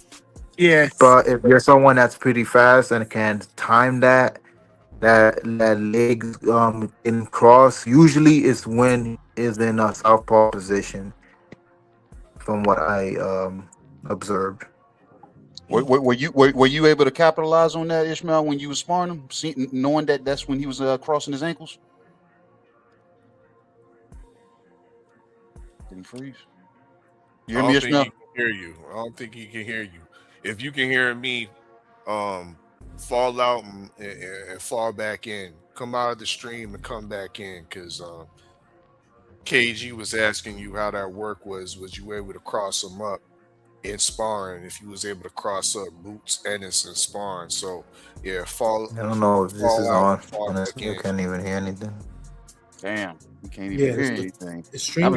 Yo, Milo, I hear you. Hey, can you hear me? Yeah.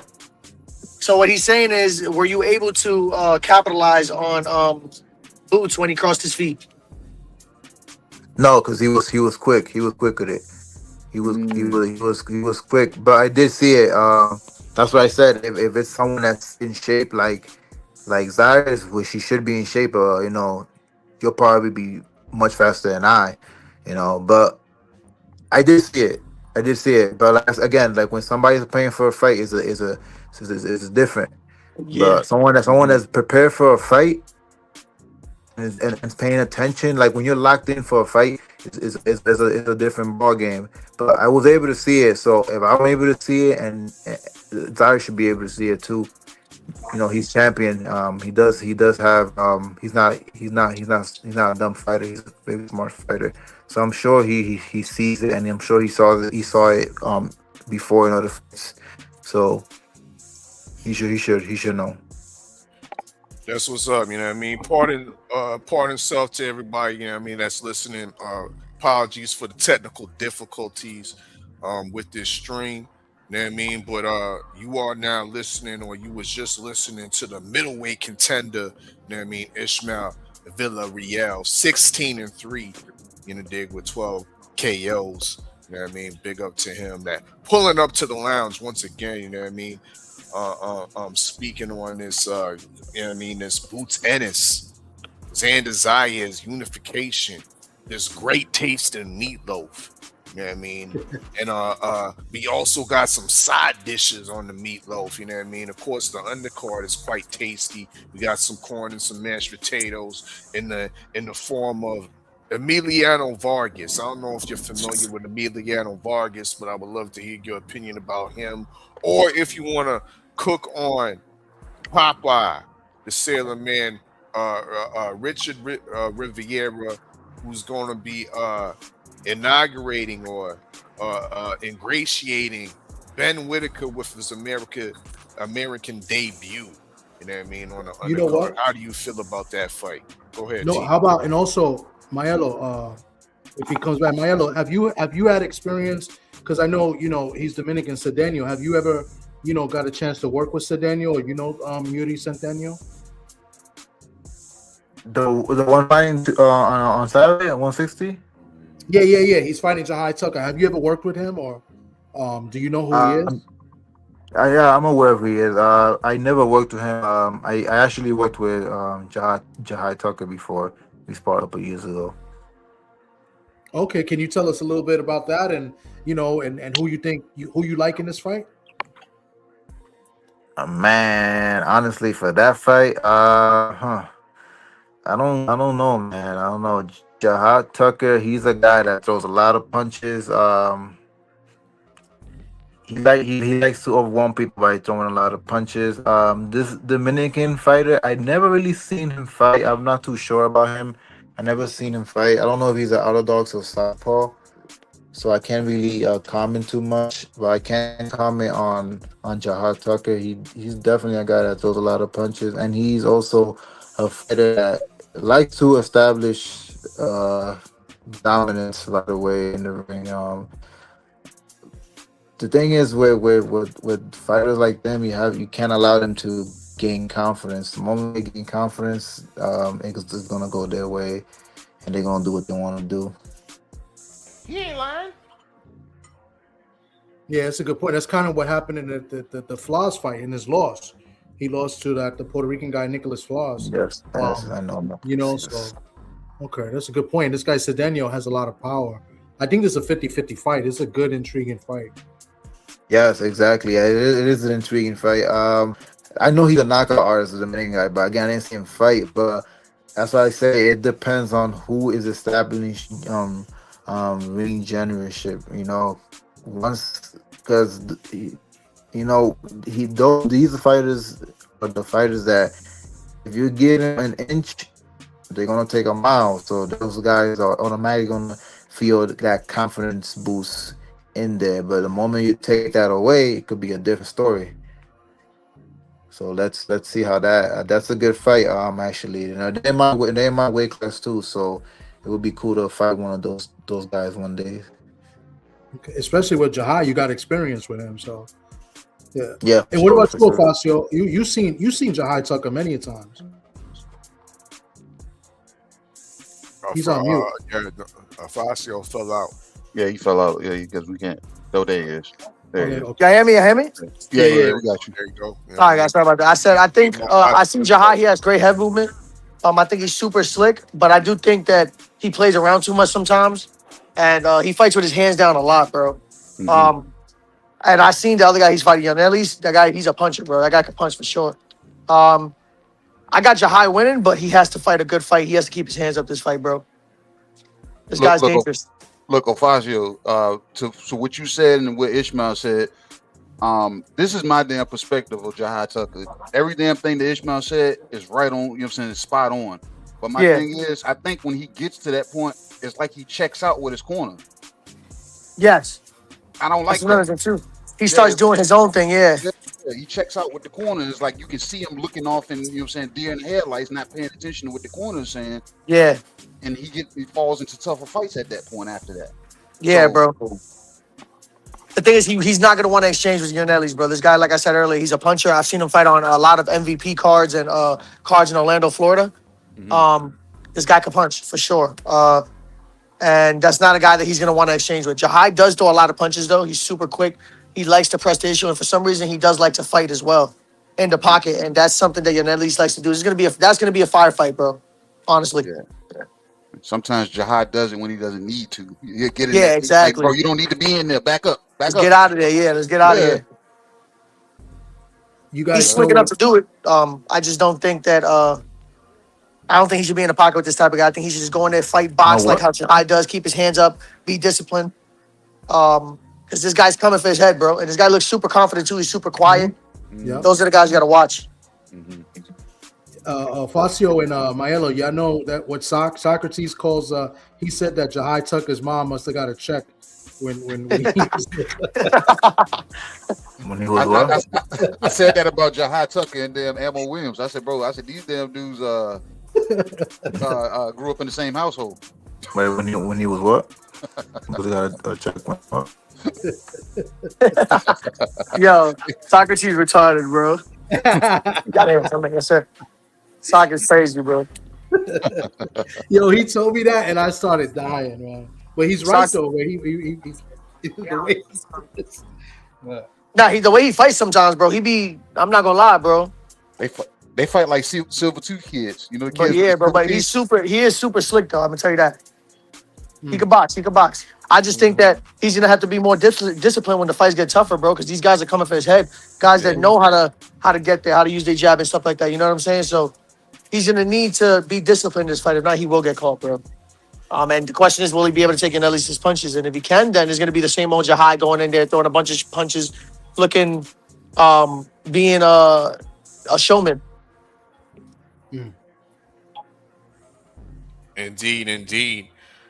We got the lightweight rising contender, the sniper, Facio Falcone Jr., 15-0. You know what I mean? We also got the middleweight contender, Ishmael Villarreal, 16-3, 12 KOs, power punching, you know what I mean, in the open mic lounge, you know what I mean? We gonna steer you away from the other topics on the menu, such as the topics that are associated with the promotional companies, you know what I mean? Because of course we don't want y'all to break down that. But I would like to hear y'all's opinion on the heavyweight landscape. One of the topics on tonight's menu was called the sour cabbage. You know what I mean? The sour Ukrainian cabbage in form of Alexander Usyk, the current unified heavyweight champion, y'all. You know what I mean? In my opinion, the man's been stalling out the heavyweight division. You know what I mean? Ajit Cabayel, undefeated interim WBC champion, has been patiently waiting for his shot. You know what I mean? We ain't need to see no Rico Verhoeven fight over there in the pyramids. You know what I mean? There was other business to be tended to, and Usyk hasn't come to it yet. You know what I mean? He's been stalling now. Now we hearing rumors of this man talking about he's about to retire. You know what I mean? About to retire instead of defending the belts against Ajit Cabayel in Germany, where they could sell out 65,000, 70,000 people. You know what I mean? What's your thoughts on Alexander Usyk? You can even bring it on back to that Rico fight. Do you feel it was some skullduggery and some fuckery that they stopped the fight early on Rico? How do you feel about him possibly retiring with this kind of looming, Ajit Cabayel looming? Do you perceive this as a duck if he retires? What do the brothers think? What do the fighters think? You know what I mean? I'll start with you, Ishmael. With Usyk planning on retirement, Yeah, before fighting Adric Caballero, what do you think? Well, I mean, I don't see it as a duck. I don't think he's ducking. I think if he wants to retire, he has every right to retire. I mean, the man done everything that he possibly could do in boxing, True. from going into the Olympics, from becoming two times. Well, how many times he became undisputed? Two times. 2 times, yeah. Two times. Cruiserweight, heavyweight. Undefeated. Yup. For everybody, once he moved up in the heavyweight, for everybody that he had to fight. The guy is 38, 39. I don't Yup. think I don't think him retiring, wanting to retire, is a duck. I mean, I think it's very justifiable. He has every right to retire. Yo, this man giving us some facts right here. Although it was kind of lackluster, his last performance, anticlimactic. Um, I still think he has every right to retire. At the end of the day, I don't think he's ducking anyone. He never ducked any smoke. So him wanting to retire is like, let him retire. I don't think he's ducking. I ain't mad at that. Fair play. You know what I mean? That's Ismael Villarreal. You know what I mean? Middleweight contender. You know what I mean? Just giving me the smoke. You know what I mean? And but the smoke that I was putting out, he just stomped on that shit. It's out. You know what I mean? Great take. My man, the lightweight contender, undefeated. You know what I mean? The sniper. We sniper gang up in this bitch. Oh, fast. Do you have the same sentiment?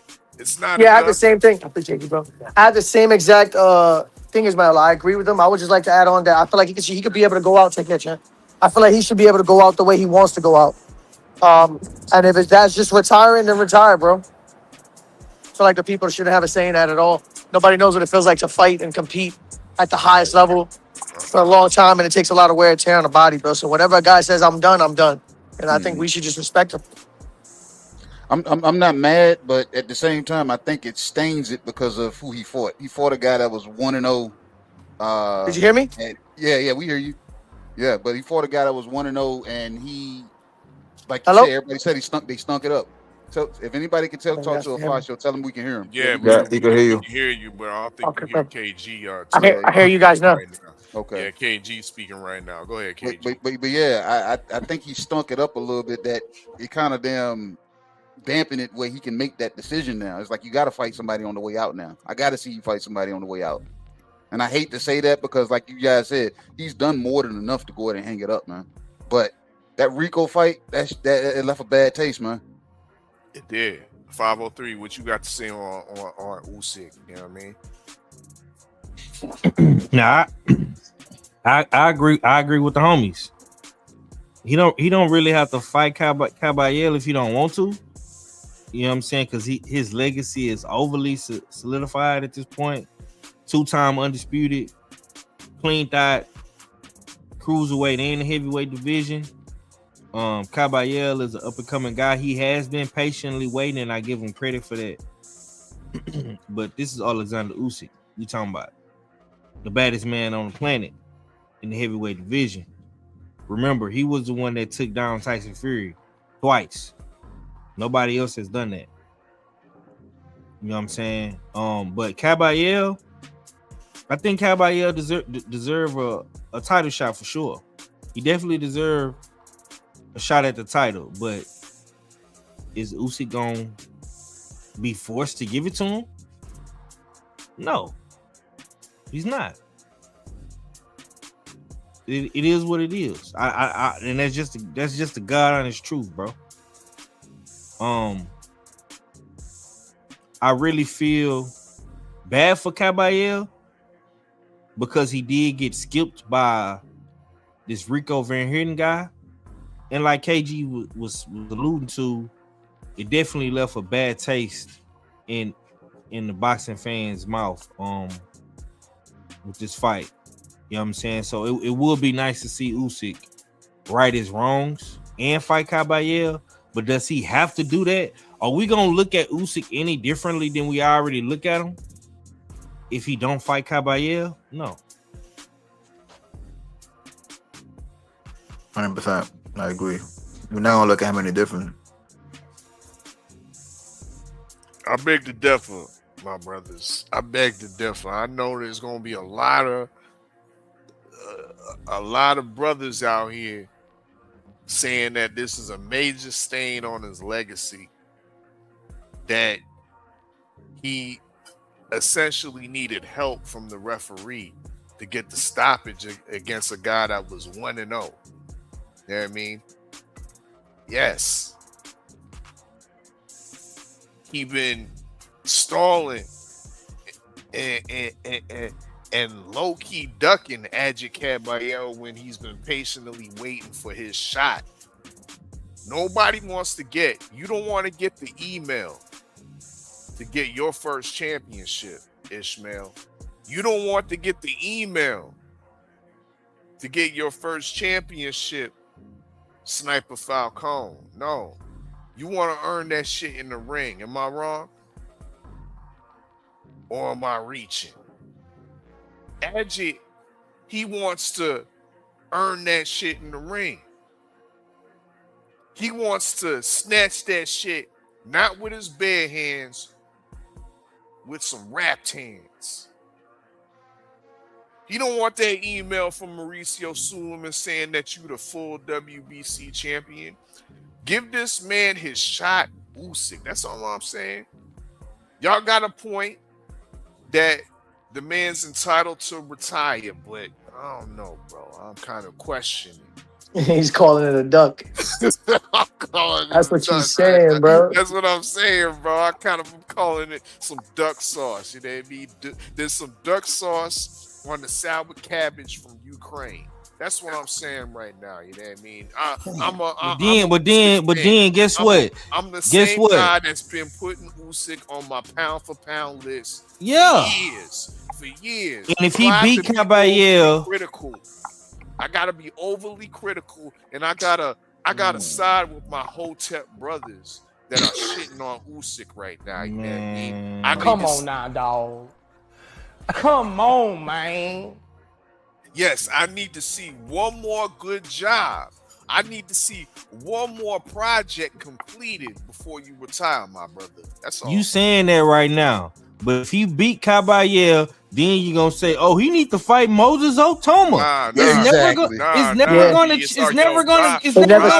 Bro, honestly, I don't think that stops at Ain't anybody. nobody thinking about no Moses Otoma. Yeah, okay. Yeah, yo, he needs some seasoning. We gonna see what them seasoning do when he fight Hergovich over there. You know what I mean? That's just like motherfuckers with Terrence Crawford. Terrence Crawford just beat the man in boxing in Canelo. Motherfuckers is still saying Terrence Crawford need to go and fight Boots, bro. Listen. It's never enough, bro. Listen, I was the same one that was saying that Alexander Usyk should have rightfully retired after he had knocked out Danny Dubois for the second time. What'd he do? He came back for the greed and the money. Greedy belly. Yeah. He named somebody Greedy Belly, and then he turned into it. He came in fat, out of shape against Rico Verhoeven, and now we're questioning his legacy. Me and my Hotep brothers standing on. You on your own, bro. You on your own. No, I got peoples behind me. Oh, It ain't me. It ain't a bullshit. A bullshit. A bullshit. A bullshit. Is you in shower over there? Listen, man. Listen. That it to me, I hear what everybody is saying, and I agree to a degree about you know it's his career. You do what you want to do, but I'm gonna look at it as a little bit of a duck because of his last performance. He didn't look good, man. He looked really bad, except for like the last 2 rounds, bro. And then to retire off of that, it looks a little scary to me, man. So I think I'm in between, and I think it's a bad look. I think he should be given, Caballero his opportunity. Caballero's been patiently waiting, just like everybody finally gets the opportunity. Just like at one time Usyk got his opportunity after waiting. You know what I'm saying? So I think he needs to give the guy who I believe is the biggest threat to him right now. An opportunity. Give us a fight we want to see. The biggest threat. It to him right now.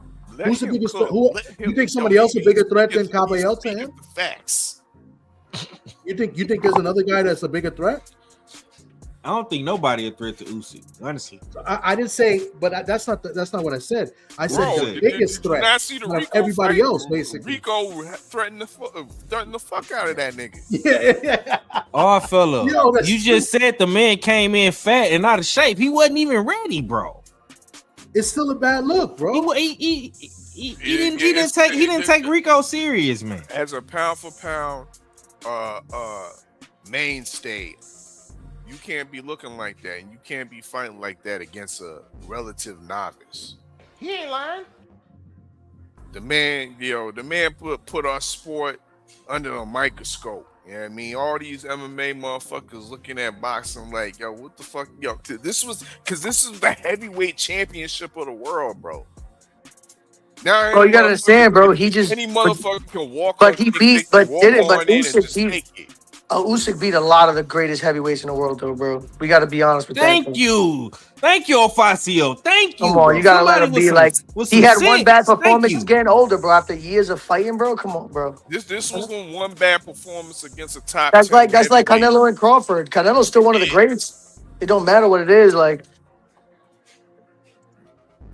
This wasn't a bad performance against a top 10 heavyweight. Hold on. Let me ask Ofacio this. Let me. God, that was 1-0, bro. I can't believe I'm hearing this. Ofacio, when you under them bright lights, bro, aren't you subject to have a bad day or a bad night in the ring? Have you had a bad day in the ring before? Absolutely. Okay. Thank you, sir. Thank you, sir. Thank you. That's all I want to know. We human. Okay. This guy has been inactive, and his last two fights, one against Rico Suave, and where he looked bad and quote unquote bad performance. You're due to have a bad performance. Thanks, 503. But the fight before that, he fought a guy that was partying the night before. Like, come on, man. Is that Usyk fault? It's not his fault, but like, come on, man. 2 layups. You know what I'm saying? Like. And you're wrong, Thomas. It wasn't the night before. It was the day of.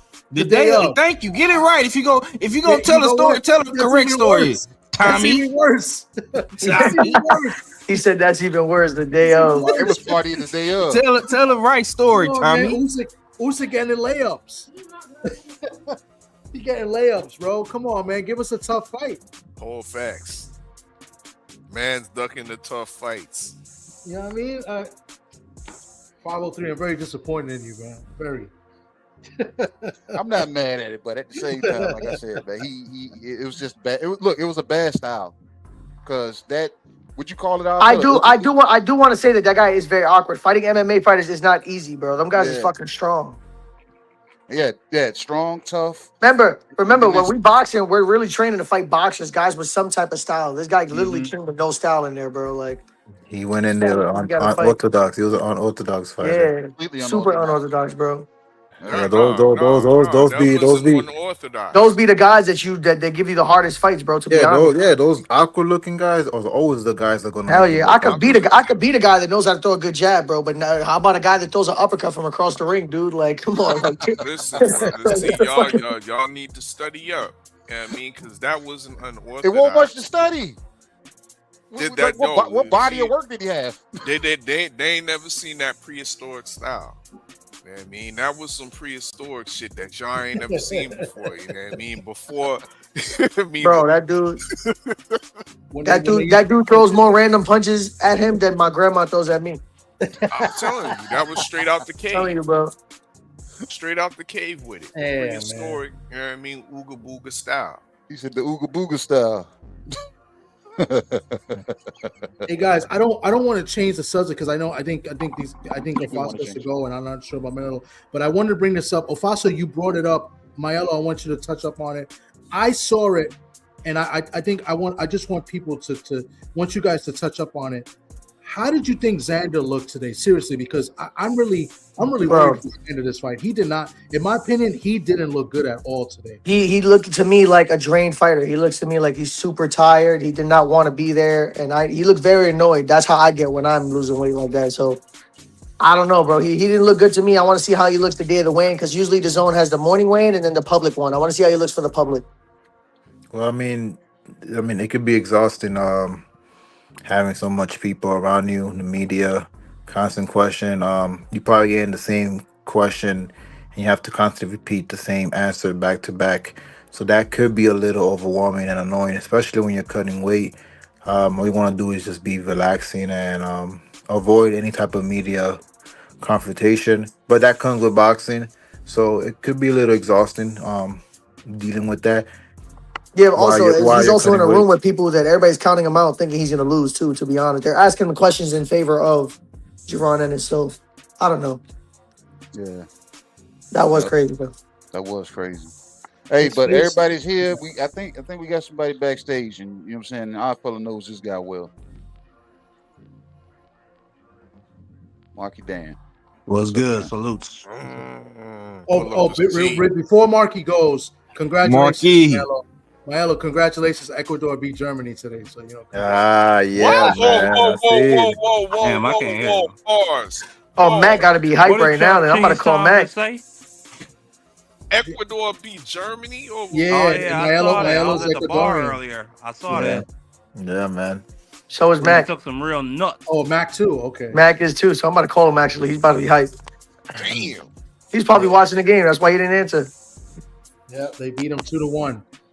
Yeah. Yo, guys, but I'm about to get out of here because I have to get my sister ready for tomorrow, her graduation. I appreciate you guys for the opportunity.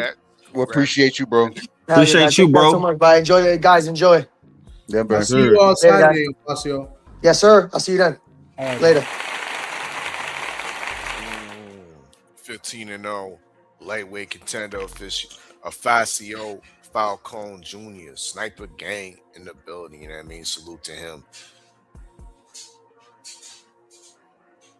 What's up, Marky Dan? What you got? Marky Dan, what you do? What it do, Mark?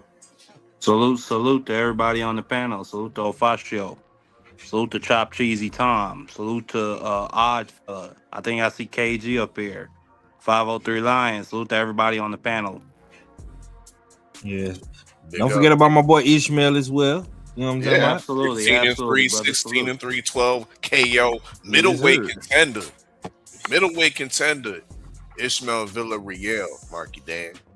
I mean, hey, I hope to see more of Mr. Ishmael beating folks half to death, putting them to bed, or just getting wins in general. I hope to see the guy keep rising. Salute to you. That's what's up. You hungry, man? Eat, man. What you want to eat? I mean, you see. Is you picking Xander Zayas, man? Come on, man. What you put the menu back up? Nah, I think Marky Dan forgot with the menu up. I'm picking Boots Ennis. No, I ain't forgot about what you call it, the meatloaf, the meatloaf for this Saturday on the menu. I ain't forgot about it. We got some new shit though. We got some new shit on the menu, Marky Dan. Well, y'all already know what I got. I got Boots Ennis. I think he gonna stop Xander Zayas somewhere around 8 to 10. I mean, Xander Zayas, I already said it. He has a bit of a tendency, I think, to gas out. And then, I just heard the inside info from Chop Cheese Tom and from, I think that was Ofacio or Ishmael talking, saying he looked a little drained. I mean, that just adds to my point. And I got friendly 50s out there for whoever want the friendly 50 bet. But what else is on the menu, nigga? What else is on the menu? We got some cold turkey, bro. I mean, we want the fighters to speak on somebody's promotional menus or promotional topics, but we got some cold turkey on the menu. If you want to cook on that, it is a allusion to his exit to outside the game. You know what I mean? If you want to cook on what he's done for the game in recent history, you know what I mean? Bringing all the promotional groups together, promotional teams together and whatnot, the big cards, the big spectacles that he successfully put on. We also got a shot of sweet tea on the menu. You know what I mean? Of course, Tank Davis has officially. Grease Boy. Yeah, Grease Boy has officially putting in some work over there in David Benavidez Senior's camp. You know what I mean? And he's looking like he's putting in some serious work. But some of the brothers feel like they ain't buying in. They think Tank is selling out for going over there to a top Mexican trainer, David. Well, what I'll just say about Grease Boy, I don't fuck with the Benavidez, or however you want to say their names, or just specific. I don't know about Jose Senior. I'm just talking about David. He is real good friends with Ryan Garcia. A guy who says he wishes he could be a member of the KKK. He said he hates N-words. He said he wished he could dig up George Floyd and unalive him all over again. So, no, if that's your friend, so you projecting that on Benavidez Senior, bro? Absolutely. Okay. Would you be friends with somebody who's saying stuff like that? No. Exactly my point. Like, I love chopped cheese Tom to death, but if he Mexicans stick together, man. You know that. Yeah. Viva la raza. Exactly. Listen, I ain't got no problem with that, but I'm gonna stick with my own. And listen, if Tank Davis decides that those are his people, God bless him. I wasn't messing with Grease Boy from the beginning anyway. I never liked that guy, to be honest. Who really is his people? Because every time I look up, I see on these interviews Coach Kenny and Coach Cal running their mouths. So who really is his people for real? I don't know. He fired the black trainers, and he went and got some south of the border help. And God bless him in those pursuits. Whoa.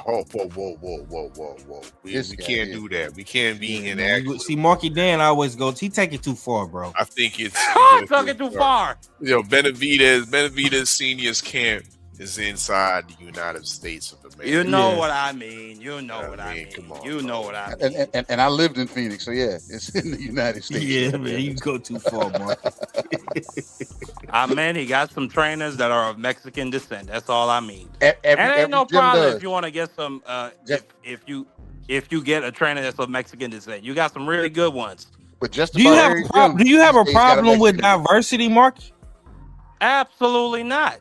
Nah, absolutely not. The fact that he friends with, you know what I mean, Riri. I don't got. I like what's the name of that boy? That man, Ishmael Salas. I like him.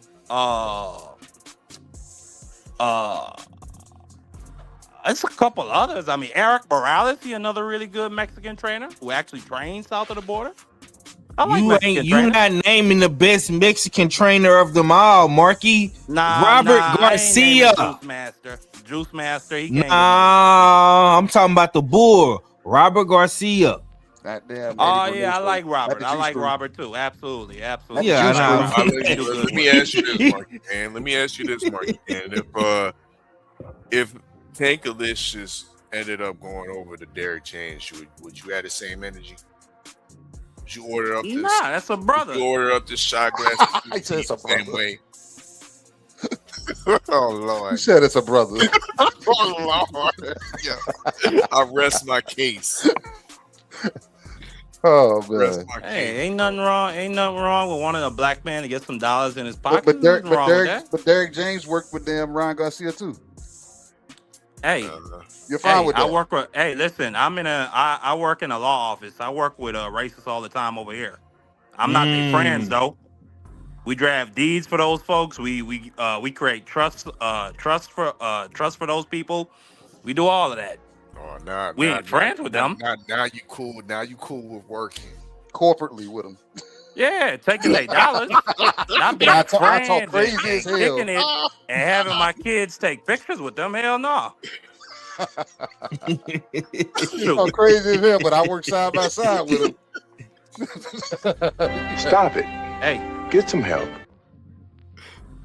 Greed is good. That's what I was told all my life. Capitalism at its finest, KG. That's what it sounds like to me. Absolutely. Greed is good. Never forget it, baby. Oh man. What you got on cold turkey? I mean, Turkey, Al-Sheikh. I heard some really tragic news that he's going through a health situation where it sounds to me like he might be suffering from dementia, which I think is a shame. Well, you know what? Not really a shame. I don't really fuck with the Saudis. I think they're a bunch of despots. You know, they abuse their people. They kill journalists. I don't really fuck with them that much. But Turkey, Mr. Cold Turkey, respectfully, I love what he's done for the boxing game. He gave us a lot of great fights. You know, Tyson Fury versus Usyk, that's one of the greatest experiences of my entire life. Like that. No, the Eagles winning the Super Bowl and then watching Usyk put hands on Tyson Fury in that first fight. It's like that's like 1 and 2 to me. It's like it was just so amazing. I wish I had a camera on me because I thought Usyk was gonna get stopped. And then Usyk came back and had this man hurt, wobbling around the ring. My mother was watching it. She hates Tyson Fury. She was screaming for Usyk. Like, I've never heard my mother say some of those words. The way how she was cussing and cheering for that white man to put hands on Tyson Fury. It was beautiful. And then all the other great fights, man. Yeah. Yeah. Like then we got Abdullah Mason, his first title fight. We got he gave us Devin Haney versus Brian Norman. He gave us Canelo Bud. Gave us a whole other smattering of fights. You know what I'm saying? So I just tip my hat to Cold Turkey, you know? And I am Captain Zufa, Chop Cheese Tom, aka Pastrami on Rye Boy Tom. He knows this. I love Zufa. But more than that, I love the UFC. I love the model of the UFC. I love the fact that in the UFC, the champs don't get to take any soft touches. You got to fight one of the top 3, top 5 contenders in your division. You have to. And to even get a shot at the champ, you got to earn it. You can't just have like some good political or promotional backings to get a shot at the champ. So I would love for that type of model to come to boxing. At the same time, I'd also love, you know, for the fighters to become one collective, just like what we see in other sports leagues with their unions, so that they can make sure that they are compensated handsomely for their services and that they don't get abused and extorted. You know what I'm saying? And that they don't have to go through a 20, 30-year process of what you're seeing with the UFC fighters now. They're finally getting their protections because of the antitrust lawsuits. The one that just got settled and the one that's going to be settled probably in the near future. Unless from what I heard, I just saw a report from the Wall Street Journal that Donald Trump's DOJ is actually trying to quash antitrust lawsuits.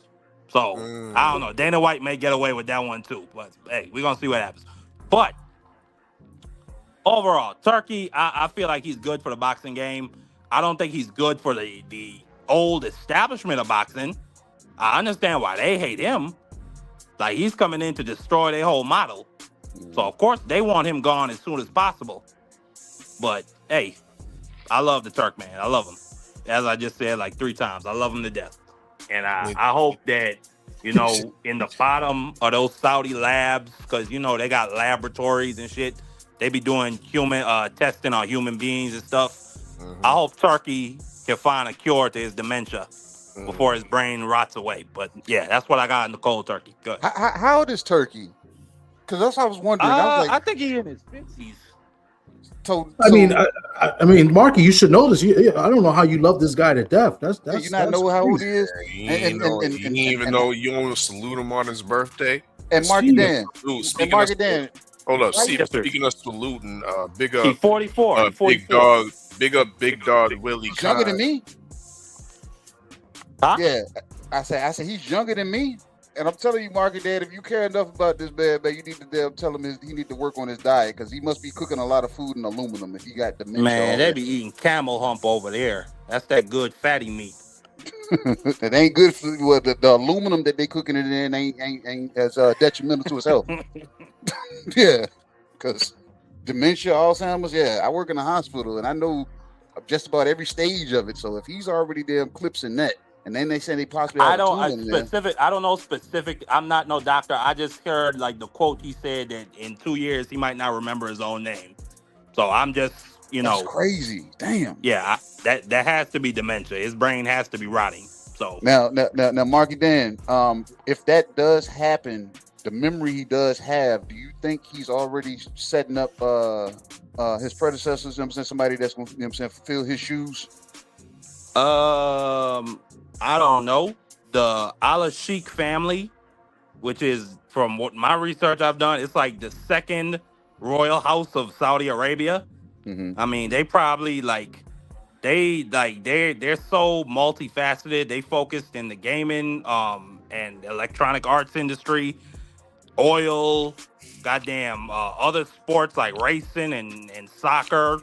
Mm-hmm. So I mean, I don't know if there's anybody else that has the level of interest that Turkey does. I don't know. I would hope, but I mean, maybe he carves out a trust fund for Dana White and Zuffa to So manage some of his wealth. You want to leave that in the hands of Dana without, you know what I'm saying, you being able to intervene?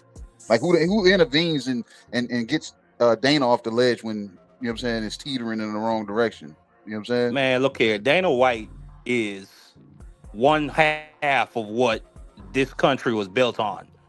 Misogynistic, women beating, racist white folk who have an unnerving need to keep eating and building. That man is a shark. He's one of them old-fashioned 1950s union busters who come in with the thugs, with them billy clubs and break shit up when people want to strike. That's Dana White. And look, and it's then crazy. on the other, I was gonna say it's crazy how he started out carrying bags. yeah, he was like I told you the last night, he was the bag boy to the bag boy. Now look at him. Was just at an event at the White House, had Marine honor guards saluting him. And you notice they didn't have no black folks in that audience. It was straight. The only black folks you saw were the help. Were the soldiers and the referees and the commentators. Outside of that, you saw no blacks. But what do you expect, Marky? You expect black people to be in the stands so somebody like you can point them out and say, look at this Uncle Tom or this damn Sambo in the damn crowd. You know what I'm saying? Because people, you're going to do that. And I had told people, I'm gonna just be honest with you. I'm gonna just be honest. As much as I hate the orange guy, I would have probably been that coon ass that was in that crowd. I would have probably showed up for this to be. I love the UFC that much. That was a great card. He would have been there, huh? Oh, yeah, man. I gotta acknowledge that. Yeah, that's crazy. Hold up, let's take a pause. Hold up, let me take a pause in the action and acknowledge Big Dog Willie. I mean, y'all niggas was long-winded on the mic. You know what I mean? Big up the super chat, Big Dog Willie Khan. GOAT TWT 6939. I mean, for that super chat, salute to you, brother, as well. You know what I mean? Big up everybody that's pulling up. We live on multiple platforms. Smoke City Mobcast, TWR Presents on YouTube and Twitch. You know what I mean? And of course, the US6 Sports and Entertainment Hub. You know, dig. Salute. Make sure y'all smash that like and share that stream. Damn right. It's a usual suspect thing. We got 503 line in the building, the H-Town hard hitter. Make sure y'all go subscribe. You know what I mean? We got T Sports Talk, you know what I mean? That was in the building, or is he still in the building? Make sure y'all go subscribe. Pastrami on Ride Boy. And we got Marky Dan on the mic writing his out. You know what I mean? Marky Dan also got some channel on YouTube. You know what I mean? Make sure y'all put that link in the chat. You know what I mean? For the people to go subscribe to that. I know you get down with some political talks and whatnot. You had a live, I think, last Tuesday. You was last night. Yeah. Oh, last night you was putting some work in. So yeah, make sure y'all get down with some Marky Dan, you know what I mean, on his YouTube channel. Human cloning and shit. Now, Nobody ain't ordered the promotional platter, KG. Yeah, I know, because you know what I'm saying, because they want me to stay quiet. That's all. But it's What's fine. the promotional platter? What's the promotional platter? Oh, I'll let you know with the promotional platter. It's a smorgasbord of different finger foods, Marky. And we got some Matchroom matzo sticks. You know what I mean? You don't see how long that cheese pull is. You know what I mean? That's that Does it government have cheese. does it have a little bit of cheese pull, some longevity, or just the cheese just cut off quick? You know what I mean? With Matchroom. We also got some Ring Magazine onion rings on that platter. Some Zulfa seasoned fries. I know this will be to your liking. It we'll serve it with some ranch or some ketchup. I mean, or some chipotle if you like chipotle sauce. You know what I mean? But yeah, the Zulfa seasoned fries will be on the platter. We also got some MVP wings, some DHP calamari. I mean, Fucking damn celery and carrots. And some top ranked tater tots on the platter. This is actually your chance to give us your complaint box, your complaints about these different promotional groups, promotional entities. If you have one in particular, even the PBC, which is not on the platter. If you have complaints about the PBC, by all means, go ahead and cook on it. Well, I mean, there's so much I could say. Like, it would just be a complaint about the industry in general. But, Top Rank. I mean, what do I even say about Top Rank? Like, this card they doing, like, this is the first card since Keyshawn had his fight in Norfolk? This is the first card they did since Keyshawn, right? Yeah, it was like a month ago. No. I think their first card of the year was probably Xander Zayas and Basparu, if I'm not mistaken. Wasn't that last year? Was it? No, that was January. Remember January 31st? Had like 3 cards. Remember that January 31st had like 3 cards. Yeah, I mean, they was kind of in the doldrums with their deal with Tubi. I mean, Top Rank Tubi was going down, but now they've somewhat crawled out of the dungeons and have aligned with the rest of the promotional companies on the zone. But go ahead. Well, my only complaint, I guess, would be with all of them in different ways, shape, form, or fashion. I guess my only complaint is we don't get to see the marquee matchups enough. I'm happy about this one we're getting this weekend, but it's kind of like it's almost like a Christmas with boxing. It's almost like like a Christmas birthday type of thing where like you only get a gift, like you can only be excited twice a year. You know what I'm saying? Or like if even that. I feel like the big fights are way too spaced out. Like off the top of my head, like with Top Rank, at least we got the Inoue versus Junto Nakatani, which probably had more to do with Ohashi over there in Japan than Top Rank. We have to put some respect on OG Turkey Johnson, Cold Turkey, for investing in and putting that together as well. That was a Ring Magazine led or initiated card, not Top Rank. Ring Magazine card. You ain't lying. Absolutely. I mean, I just don't got much to say about the boxing promotions, man. It's like it's a pretty bland platter. I mean, shout out to Eddie Hearn. I mean, I just really don't got nothing to say about these niggas. You ain't got nothing to say. You ain't mad. You ain't mad at the PBC. You know what I mean, because you, dude, you seem like you closet Hotep. You know what I mean? And if you closet Hotep, when you open that closet and you see what the PBC is doing to our brothers like Errol Spence and Jamal Charlo, Mel Charlo in a further extent. But let's talk about Errol Spence and Mar Charlo having to be exported. You know what I mean?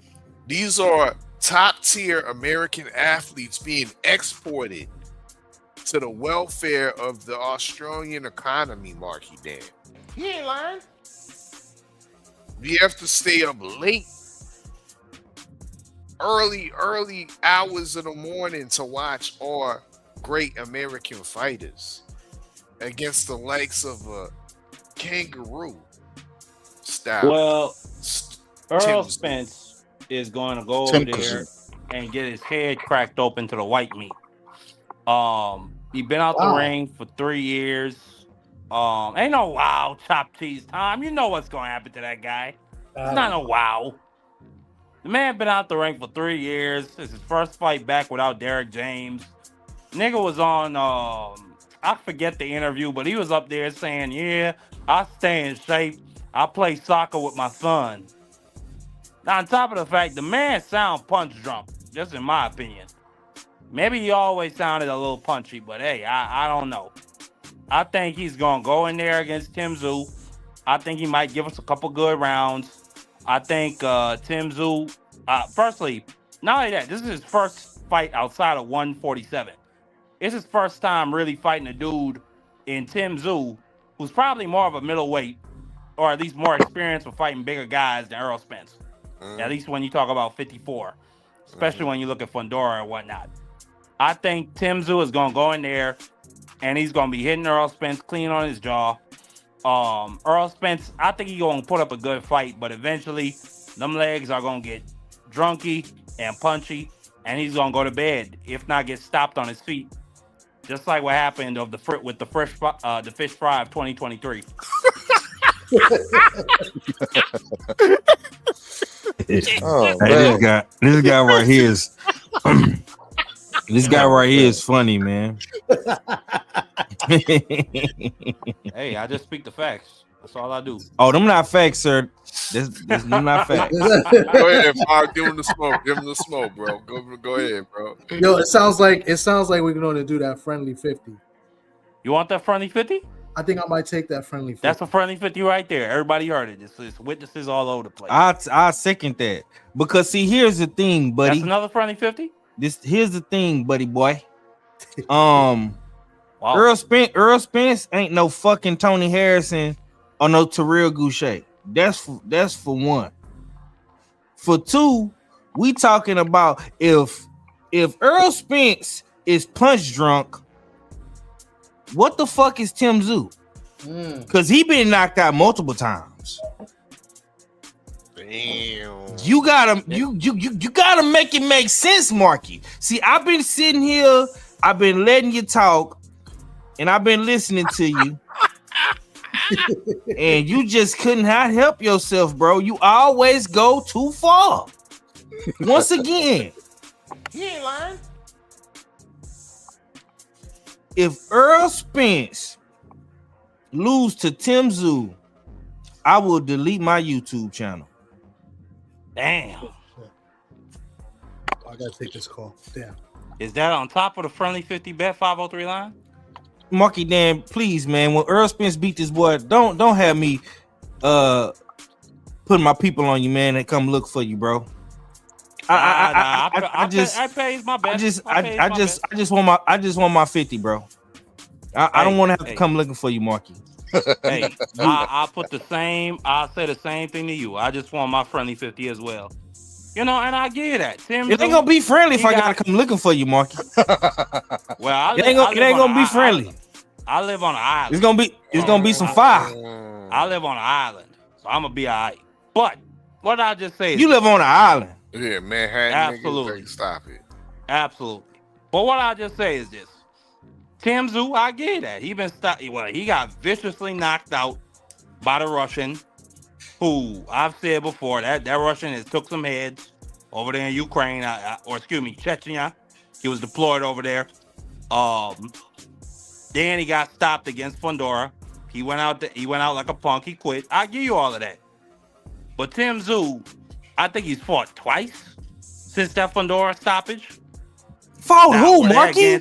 Who? Not where they against. Nah, I get that. But my whole point of what I'm about to say is he's been more active than Earl Spence.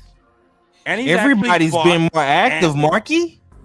The man ain't fought in 3 years. Exactly my point. You're making my point for me. Never fought without Derek James. And not only that, Tim Tszyu, despite the fact he's only had 2 fights at 160, he's actually more experienced at middleweight. I think Tim Tszyu is going to go in there and put Earl Spence to bed. And I'm going to feel really bad, not only for Earl Spence, because I think he's been very good to the boxing game. I got a lot of respect for the guy. I can't tell by how you talking, man. Hey, listen. I had a lot of love for Deontay Wilder. Don't let Tommy tell you. Tommy think I just hate on Deontay Wilder. That's not true. But listen, I had to speak the facts about him. I talked about him getting beat to death against Jang, going into that fight. Wilder, hold on. Wilder and Earl Spence are 2 different type of fighters. Let's just start there. Earl Spence. No, but my whole point no, Marky. Earl Spence only has 1 loss, bro. Wilder has lost multiple times. You are all over the place, man. No, my whole point is you gotta stick. I don't got love for Earl Spence. I do got. You gotta stick to the. You gotta stick to the script, bro. And the script is this: Tim Tszyu was picked for a reason. Earl Spence is coming back against Tim Tszyu for a reason. You want to know why, Marky? Because he's beatable. A nigga can take a 3-year break and come back and beat Tim Tszyu. Earl Spence can do that, brother. He gotta show me. That's gonna be standing right in front of Earl. Show me. He's not gonna move his head out the way of the jab. He's not gonna move. His body is not gonna move. Earl Spence is still one of the best body punchers in the business. Did you watch Earl Spence work out? Did you hear him hitting that pad? Did you hear him on the pads? I don't think you saw. You know what Bruce Lee said? I'm telling you right now, Marky. Don't put back. Listen, Marky. $503 Lion. Have my cash app ready. I take cash out. Have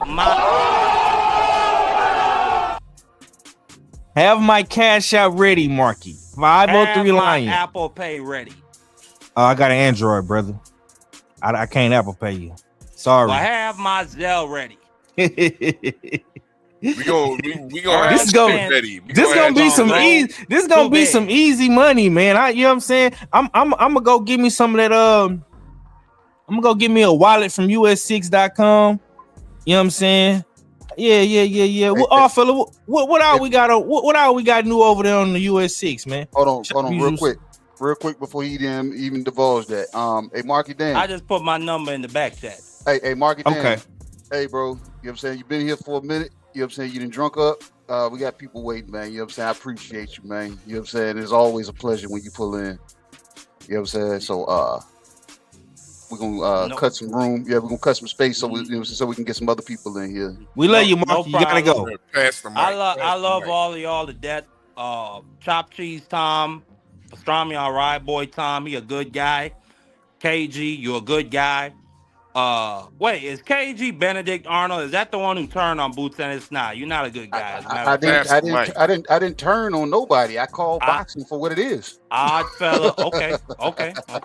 Odd fella. You a decent guy. 503. Have my friendly 50 ready. That goes for you and the Chop Cheesy guy that's above me right now. I'm gonna be waiting and I'm gonna be anticipating it. And it's gonna be beautiful. Thank you very much. Good night. Good night, Marky. That's Marky Dan, people. That's Marky Dan. Thank you, I guess. Nigga call me decent. Oh, man, he said you're decent. Decent. I don't like that word either. That sounds like somebody that's gonna do an okay job, not a good job. You know what I'm saying? But our next person, man, I think we had this guy before. Let's find out. Mr. Eugene Edwards. What's up, champ? Not much. Oh, hey, Thomas, I need to know where we going after the fight, yo. Memories. Hold up, Memories. man. See, we getting off to a bad start already, Eugene. Oh, bad. Cause I remember you, brother. I remember you, That brother. nigga he had a flashback, KG. He had a flashback. I remember you, brother. You know what I mean? Because I had to put the smoke on you. I think a couple weeks ago, or was it the last lounge or something like that? It was last week. Yeah, I think it was last He week. was talking some foolishness. You know what I mean? Putting some smut on my brother Jai Apatai's name, saying that he was ducking. You know what I mean? You was talking some foolishness that Zuffa was a duck zone. You know what I mean? But today's a new day, my brother Eugene. Hold on. Today is a new day. You know what I mean? And the mic is yours. You know what I mean? So without further ado, Eugene, you know what I mean? Spit your game, talk your shit. But hold on, you said it's foolishness. So has he proven me wrong and you right yet? As far as what? Who? David Benavidez? No, Ja Patai. You said Ja Patai. You said that's the duck zone, and you said you disagree with that. So has he proven you right and me wrong yet? Most definitely. So he done fought people already? He did crossover fights already? No, he hasn't done no crossover fights already, but those are looming. Okay, and definitely makeable. But what I've been saying consistently is that David Benavidez seems like he's the one that doesn't want these fights to cross over. Why Jai Apataya has shown real propensity to try to make these fights. He still wants to go for undisputed. He's not one of those guys that are saying, yo, I'm holding the Zuffa belt. He still says he wants all the belts. He wants all. Saying and doing are two different things, though, bro. I mean, but no, he still wants the big fights. But David Benavidez needs to understand at the same time that if you want to be the big guy at cruiserweight division, if you want to be the man, if you want to continue to build on to your legacy, Jai Apataya is that guy you have to fight. Zerto was cute, but Jai Apataya is the number one. You can't take that away from that, even if you want to discredit the Zuffa belt, because he's still the Ring Magazine and the lineal champion, my brother. So Dave Benavidez is two people who he hasn't fought, and his father said, "I'll fight all of them." But he didn't actively fought a lot of people, and a lot of people have ducked him. Because before it was David Morrell. Everybody kept saying he ducking Dave Morrell. He ducking Dave Morrell. Then he whipped his ass, and then everybody shut the fuck up and just moved the goalpost again. So when he fight that guy, which he probably will on a ring card somewhere, and whip his ass, they're gonna move the goalpost again, and they're gonna bring up what's his name, Beterbiev. There you gonna come back to the lounge, and I'm gonna have to recant. I'm gonna have to salute you and give you your flowers and say, "Hey, my nigga Eugene, you was right." I'm not in word. But until that day, you wrong, man. You wrong right now. It means so fighting Duck Nello, that was a top at 68. That's what he tried to fight for the longest. Then he tried to fight the top at 75, which was Bivol for the longest. So what's he doing now? What's he trying to do now, bro? He moved up the cruiserweight. Player of the month. What's he trying to do now? He moved up the cruiserweight. He beat the number 2 guy, because the number 1 guy is Ja. He beat the number 2 guy. Oh, so you admitting the number 1 guy is Ja? Okay. No, I'm not saying Ja suck. He is the number 1 motherfucker. So whoa, hold on. I take that back. He the number 2, because David up there. David number 1. Stop it, bro. We know this ain't, you know this ain't right and exact. How you gonna be the number 2 just based off of the amount of belts you got? No, because he beat the number 2 guy, and once he beat that guy, the way he beat him, he leapfrogged the number 1 guy and became number 1. It doesn't work like that, my brother. Based on that performance, because people were saying Zudo and Ja, they was like, yeah, that might be a 50-50 fight. That might be 50, and he destroyed that motherfucker. Your argument is null and void when I once again bring in and reiterate the fact that he's the lineal champion. He's the Ring Magazine champion. He's the man. He's sitting on the throne. David Benavidez don't get to sit on the throne because you come up and beat Zerto, bro. I mean, but it does have a better resume, though. Who? At David cruiserweight? Benavidez. No, At just cruiserweight? overall resume. His overall resume. And then we can argue the same fact, saying that there's a lot of guys that at cruiserweight that been ducking job, so he hasn't had the opportunity to bolster his resume the same way that David Benavidez has been able to bolster his resume. Being on a promotional entity like PBC, he was afforded with fights with, once again, you said David Morrell. He was afforded fights when Boo Boo Andrade was on a promotion. I mean, that was a signature win for him. You have fights like Caleb Plant, signature win for him, all on PBC. Opportunities. So Appetite hasn't been afforded with the same opportunities. So why they feeding them like that then? So you saying ducks are worth more than fights? No. So you got to give it to David then, because fights are worth more than ducks. David, because we have to assess what the man's doing in this division. We still have to rate, of course, what he's done before, but this is now the cruiserweight division. We have a president. We have a king that's already sitting on the throne, and you just gonna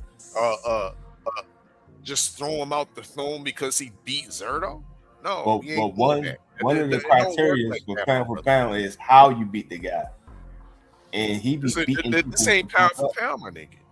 I'm not in word, but he beats people the fuck up in different weight classes. He beat them all the fuck up. That's just how he fights. Jai, on the other hand, he does good, but at the same time, he not whooping people like he whooping people. It's a different kind of motion. What else you got on the menu?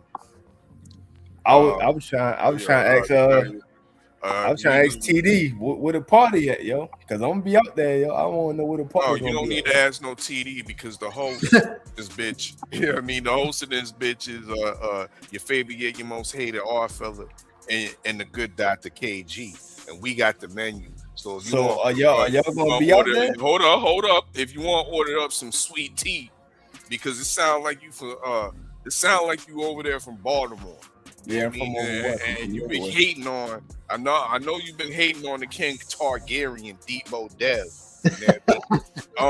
So if you want to cook up on some, or if you want to order some sweet tea, old Tank, because he, according to our word on the street, is that he done hooked up with David Benavidez Sr. Now, in my opinion, my brother, because you're not the N-word. In my opinion, my brother, I moved it. I think that's a good move. I think that's a very good move. I moved it. And this is looking like a problem. You know what I mean? So what you think? All right, I'll grab it. What you think about this situation with Tank going over there with David Benavidez Sr.? I really don't even care about that, yo. Like, to be honest, I don't really watch Dev or Shakur. So both of them people, I think they're going to Zuffa. So I ain't really pressed about it. You think Tank is going to Zuffa? No. I said Shakur and Devin. I don't really watch them, and I think they both going to Zuffa. No, so I ain't never said no Tank and no Devin. You ain't listening. You said Tank and Devin. Yeah, I said no. I said, what you think about Tank going over to David Benavidez Sr. for training? That's his new trainer. I don't really pay that no mind. Like, I don't like it, but at the same time, I don't pay that shit no mind. He gotta do what he gotta do. If he think that's the best move, then that's the best move. All right, what you got on these? First off, what you got on Turkey? You know what I mean? Once again, I'll bring it up again. You said Zuffa was a duck zone. OG Turkey Johnson is heavily invested in Zuffa boxing. He's also heavily invested in DAZN and all these other promotional companies. Of course, he's brought back a lot of great fights put together, great cards, spectacles, whether it's Times Square, even the one over in Flushing Meadows was a dope card in New York, Queens, New York. Of course, the fight card in front of the pyramids. How you feel about OG Turkey Johnson? Of course, he stated that he might be mentally getting sick. You know what I mean? Mental deterioration might have his early exit to the game. How you feel about that? Do you think he has a long-lasting legacy, or you don't care about that neither? What's up? No, not really. Like, to be honest, he's more of a boxing fan, but he never really studied boxing, so he don't know how to like make good fights. He put together top names, but to be honest, he did the same thing with Live Golf, and you see how that turned out. So I don't think he's doing the right thing with boxing. I think he a lot of money out there. He's not getting the feedback. Well, not the feedback. He's not getting a good investment ROI. So he just now he forgetting what the fuck he done already did, and now he about to be out the game in like 3 years. He forget what he already did. Your asshole, bro. That's what he said. Is that not what he said? He said, "Yo, 27, 28, the way you worded it. I'm not gonna remember none of this shit." The way you worded it, man. Too much. Oh man, I got you though. But man, hey, you got anything else for us there, Eugene, man? Because I think we're getting real close to them. Last call. Yeah. I wanted to just say, before I keep saying I got Boots in 3, and a lot of people like, oh, you hating on Xander. I'm like, I'm not hating on him. I just think, and Boots said it too on some interview. I think Seconds Out. He was saying this guy has a lot of holes, which I think he does have a lot of holes, and I think based on them holes that he have, he can capitalize on it. But again, I still think that he's the second best in the division. A lot of people say Fundora, but Fundora ducked Xander, so he can't be better if he ducked him. Just like a lot of people, I think Virgil is number 1 on the ring, and he ducked Boots in 4K, so he can't be number 1 if he ducking the guy. He ducking him for a reason. You get what I'm saying? So we ain't gonna put no respect on the resume no more. What, on Xander resume? No, Fundura resume. He done beat Tim twice. But I'll put it like this: a lot of these fights are PBC fights. One time, a lot of these fights are PBC fights, and how it's calculated, it make it look better than what it really is. Like, I always talk about Spence, and people hate that shit because people love Spence, but his resume, if you look at who he fought, you like, yo, and break it down, it don't look the same way, yo. That shit don't glitter. It's not gold. I find out that shit like a gold brick. Man, what's going on, man? Is it hate on Earl Spence night or something? Was that on the menu too? I'm literally just being honest. Like, a lot of people talk about Roy Jones, when Roy Jones went up and went down, but you can't say the same thing when who was it? Cal Brooks? Man, this Black King then went from Earl Spence to Roy Jones, man. Come on, man. No, I'm saying people talked about going up a weight class and coming down a weight class in reference to Roy Jones. But then when you talk about Cal Brooks going up 2 weight classes, getting knocked the fuck out by Triple G and coming down 2 weight classes right after that, and Earl Spence beat his ass up. But they act like that never happened. Like, oh, he went up 2 weight classes. That don't mean shit. Earl was just a man. Cool, but that still was a factor, though. You get what I'm saying? Not shitting on him. I'm just being honest. There's not even looked at it like that. Yeah. Just like Ugas fought Manny Pacquiao and he beat him, and that's how he got the belt. But actually, Manny Pacquiao was out 2 years. He took a 2-year hiatus after he won that belt. Then he fought Ugas, and he was. Do you have Earl Spence losing to Tim Tszyu too? No, I got him beating his ass. Hopefully, he actually beat his ass. But I got him beating his ass. But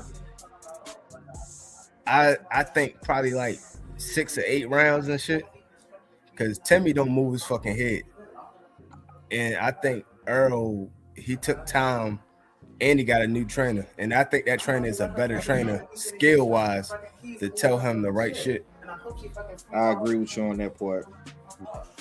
I got that vibe when I had that conversation with Ronnie. You know what I'm saying? He was just saying pretty much. He said just culture change. He said it fundamentally from head to body to head. You know what I'm saying? He said Earl is locked in. He said it's just I got to get him to start doing the things I want him to do. That's about it. So let me ask Mr. Eugene something real quick. Hey, but hold on, before you go there. Hey, but he also training with who though? Who in that gym with him now? Brian Norman Jr., Charlo. So now it's kind of like flashbacks. It's a different Charlo, but it's still kind of like flashbacks. I'm in here working, and to me, I think that Charlo is better than the other Charlo. This is my personal opinion. Does Tank Davis' resume have any type of clarity in it, like, or is his resume moissanite? His resume is actually a better resume than a lot of people think. A lot of people shit on him for not fighting who they want him to fight. But if you look at it, some of the people that he fought became champions. They wasn't champions.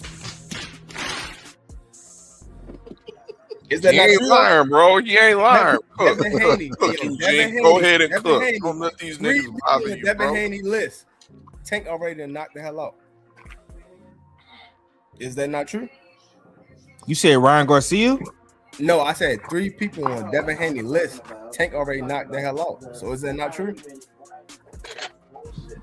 What are you talking about? He's talking about. You said the 3 opponents that Tank has already that he knocked out that Dev didn't. That's what he's saying. Nah, hold on. Let's be right and exact. I only can think of Ryan Garcia. Who else on Dev's list? Urich is Gamboa. Gamboa, Ryan. Gamboa was on Dev's list. Come on. And Devin Haney list had Rolly on there. It had Rolly. But Barao is, how you pronounce his name? I forgot. Barrios. And Ryan. The Barrios was on that list. No, it was Gamboa, Ryan, and Rolly.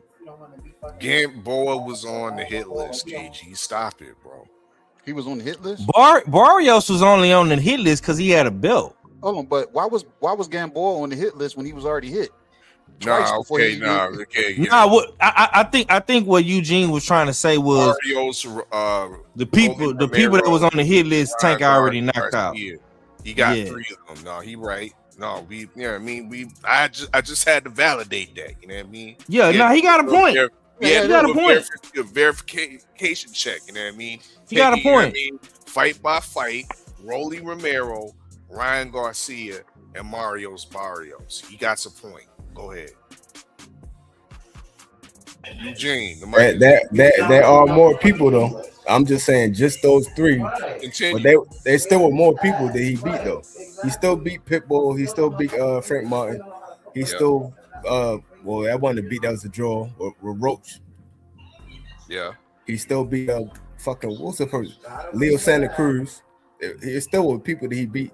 Hector Garcia, who had a belt at 130, even though he made a move up, but he still had a belt. So he still got good people on his resume on top of the people. Bet you can't run fast as T-Mobile. Yeah. 5. What you got to say on that? You ain't lying, bro. I think Tank Davis' resume is moissanite diamonds.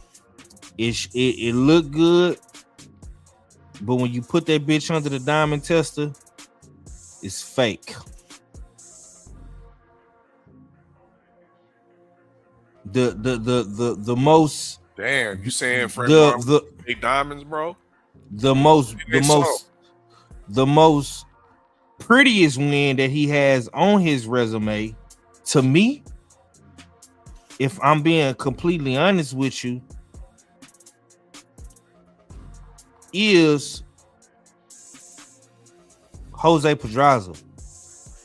And that's Young Tank. That's Young Tank. I can't say Frank Martin because Frank Martin didn't accomplish anything. I can't say Ryan Garcia because Ryan Garcia was not the Ryan Garcia we see today. He was drained. This was a weight drain Ryan Garcia, so I can't say Ryan Garcia.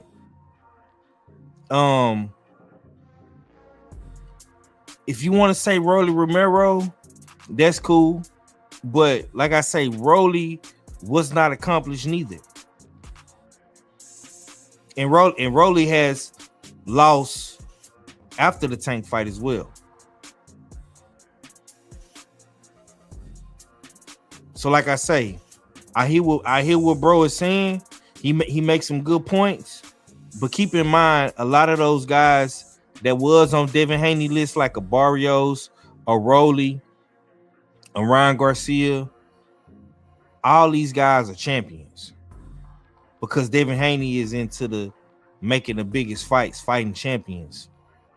Something that Tank ain't really done too much of since he beat Pedraza. So, moissanite diamonds, buddy. Yeah. Damn. We got 9 minutes. 9 minutes for the damn office close. Close up the shop. Close up the lounge. Yes, sir. Eugene, you got anything else you want to bring out the or cook on before we close up shop? We was talking about Usyk, and my take is that if he retires, which they're alluding to, this is coming straight from Usyk's camp. If he retires, I low-key call that a duck that he's not fighting Adji Cabayel.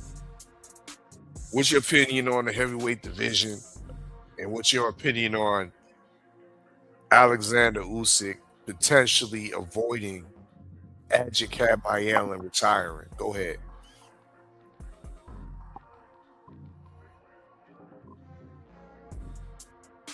That's something else he probably don't care about. Eugene, so I don't give a fuck about that shit. Yeah, man. I think it's time then. I think it's time, bro. Yeah.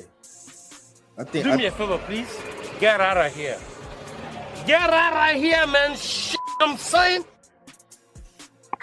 Yeah. He got the memo. What's going on, man? You know what I'm saying? We gonna use these last 8 minutes, so we gonna bid the people adieu and have 503 let us know when the next damn Talk Heavy Tuesday is coming, and if you're gonna let us know who the guest is, and when Trill Thursday is coming back, and Usual Suspect Sundays, and all the fun stuff. The fun stuff. You know what I'm saying? When is it coming back, Five? When we gonna see you? Yeah, we'll be back. We'll be back, man. I wanted to do this collab with y'all, man. I've been wanting to come on the show and just rock out with y'all and just feel the format of it, feel the vibe. It was good energy. You know what I'm saying? Usual Suspect Sunday will be this Sunday, and we'll get back into the rotation next week. You know what I'm saying? Yeah, man, we're just gonna talk boxing. You know, we gotta bring back the real boxing talk. We gotta talk boxing. Mm-hmm. You know what I'm saying? I'm tired of having these conversations and listening to these conversations where it's very, very non-boxing related. You know what I'm saying? A lot of times people just want to talk about the trending topic or talk about somebody's personal life. You know, we got to get back to the essence of real boxing talk, like matchups, skills, you know what I'm saying, potential fights, future fights, fights that are happening, you know what I'm saying, that's coming up. You know, because like this it's very unfortunate, right? Because you guys kind of did it in a funny way, but it's no way that you have a guy like Boots Ennis, who has been getting bashed, by the way. He's been getting bashed. People called him a duck. They say he ducked Brian Norman Jr. People said that he ducked Devin Haney. He didn't fight nobody. And the man is in the unification fight this Saturday. Possibly one of the best fights of 2026 thus far. And he's not getting any credit. Nobody's talking about him because everybody wants to talk about Devin Haney and Tank Davis and Shakur Stevenson. And we don't even know when these niggas is fighting. But we got Boots in this. You ain't lying. We got Boots and Xander this weekend. And when I say future fights, I'm saying fights that are already locked in with a date. So Boots Ennis got a date in this Saturday, man. Let's get back to talking some real boxing, man. Cause all this Devin Haney, I'm getting tired of the Devin Haney talk. He ain't fought nobody in damn near 7 months, 8 months. Tank been out the ring for a year.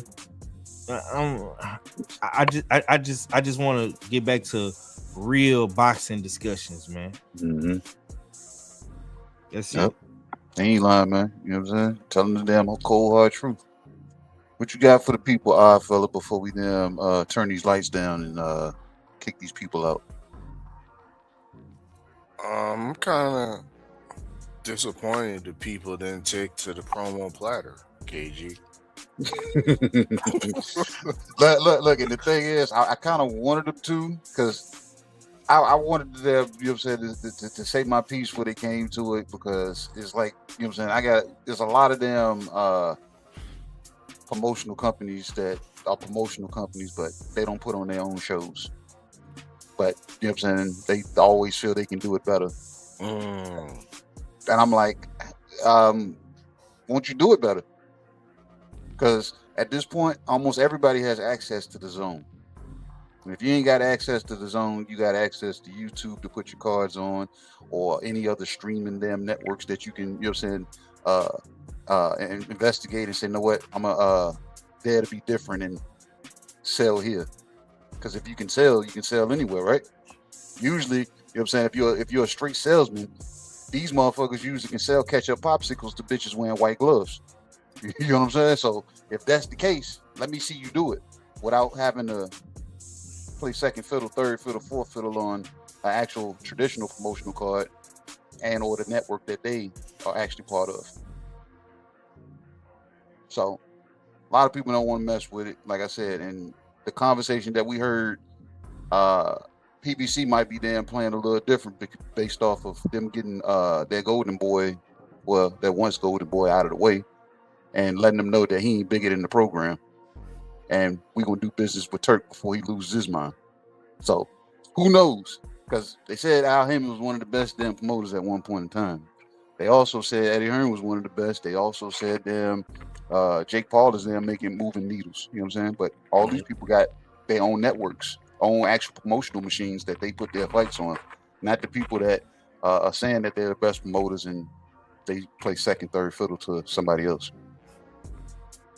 So, yeah, nobody wanted to talk about that because I was going to actually really get into that.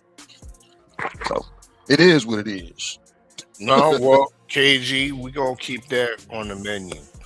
Most definitely. For the next time we open up the lounge, we're going to definitely keep that promo platter on the menu for the people to order.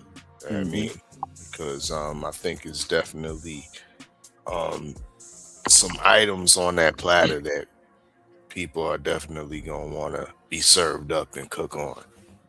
And for everybody that knows what's on that menu, I said carrots and celery. Don't get it twisted. A lot of people enjoy celery and carrots with their damn chicken wings. You know what I'm saying? Just don't be the parsley or the garnish on you know what I'm saying, on that platter and call yourself a promotional entity. That's what I'm saying. So you just can't be the lemon wedge, huh? Yeah, you can't. Nope. This was a dope one though. Yeah, it was. This was I typically, I told you backstage, KG, I typically don't like the panel formats. Yeah. I mean, this is supposed to be open mic. And the way a real open mic goes down is that you have your host, you know what I mean, which was of course me, KG, and 503, and you have your participant, one mic, you know what I mean? Because when you bring two mics into the equation, it's a show. Yeah. And everybody talking over each other. And then niggas are tripping over the chords, the mic chords and whatnot when they're going back and forth on stage and whatnot. But this was a show, ladies and gentlemen. Salute to the sniper, Afacio Falcone, for pulling up, giving us his insight. You know what I mean? Of course, he's coming off of a great victory. Frankie Sanchez improving to 15-0 in a lightweight division. So he's looking at, well, he's championship minded, no pun intended. Salute to the championship minded promotions. That's right. And salute to Ishmael Villarreal, middleweight contender. As far the likes of Callum Walsh. I mean, Brandon the Cannon Adams as well has a record of 16-3 with 12 KOs. My guy Ishmael is a power puncher for real. I'm on a 3-fight winning streak, so definitely be on the lookout for Ishmael Villarreal. Salute for him for pulling up. Big up TD Sports Talk. You know what I mean? The season 2 crystal ball holder. You know what I mean? For lining these fighters up to pull up at the lounge in a dig. Always gotta salute. And gotta salute everybody that pulled up in the chat. You know what I mean? Everybody that pulled up backstage and we didn't get to, particularly the queen. Yes, indeed, boxing, Shawala Ya. You know what I mean? Apologies for not being able to get you on stage. You know what I mean? Next time we open up the mic, and if you in the building, you got first dibs on the mic, my queen. You know what I mean? You got first dibs on the mic, you know what I mean? Because we need to hear what you spitting. You know what I mean? You low key, you know who my queen, yes indeed, boxing reminds me of in comparison to the rap game. Who's that? Do you remember Muhammad Dia? Yeah. True honey bun on that. You know what I mean? Yo, Muhammad Dia low key was one of the greatest female rappers, you know what I mean, out there of all time. ATG type shit. You know what I mean? And that's how I feel about yes indeed boxing when she breaks down this boxing shit. You know what I mean? She got those bars. She can spit her boxing game, spit that shit. You know what I mean? So yeah, you got first dibs when we open up the mic next time, because I believe you was backstage, but you know, she was. The stage was full. You know yeah, what I mean? I had quite a few people back there. So man. Yeah, man. Like 503 said, you know what I'm saying, and your favorite yet most hated, you know what I'm saying, my boy Oddfuzzy. This was a damn good show. Like, it was the lounge, but at the same time it turned into, you know what I'm saying, an actual show. So shout out to everybody that pulled up, you know what I'm saying, stayed for a while, you know what I'm saying, stayed for a long time, or they dipped out and told people to come back, because I've watched these numbers jump up and down. So it's appreciated, especially to those that stayed. Man, I'm not apologizing, but shout out to the people that was backstage. You know what I'm saying? Try again next time. You know what I'm saying? Sometimes, you know what I'm saying, when the club gets cracking like that and that shit get lit, everybody can't get in. You know what I'm saying? And that's how it is sometimes. You just can't get in. You know what I'm saying? Just don't throw rocks at the damn club up from the outside. Just you ain't even had to pay a fare because the drinks was free. You know what I'm saying? The food was just gonna cost you once you got inside. So next time, everybody that pulled up backstage, I'm gonna try to get to you, but I can already predict that it's not gonna be, you know what I'm saying, on the same scale as this show because, like I said, we brought fighters in on purpose. So next time, you know what I'm saying, the mic will be officially open, and y'all will be able to come in, spit your game, talk your shit. But we're gonna go ahead and turn these lights down. My boy Mo the mixologist has dumped all the ice out. Bottle caps have been put back on the drinks. You know what I'm saying? Dana Blizzak has vacuum sealed whatever necessary food he needed to. You know what I'm saying? It's been put in the storage, proper storage. Hold on. Take that stanky ass cabbage with you. Hold on. Before we take the and discarded the stanky ass rancid fermented cabbage, sour cabbage. We're gonna have to retire that Dana Blizzak name. There's another nigga running around here with that name, Dana Blizzak. What? Show me that man. Show me. I need to see him so I can, you know what I'm saying, so I can go jump in his chat and let his ass know, bro. You know what I'm saying? This shit's been stamped and copywritten, and we'll see you in court. Damn, man. Nah, bro. You can hold that. Okay. You're your most hated. You know I got you. Okay. Boy, stay copying and pasting the 6, man. That's crazy. Yep. Often duplicated. You know what I'm saying? Often. You know what I'm saying? Never originated. It is what it is, man. Shout out to everybody that pulled up to the US6 Sports and Entertainment Hub. The lounge is officially closed, man. Good night, everybody. You know what I'm saying? To everybody pulled up.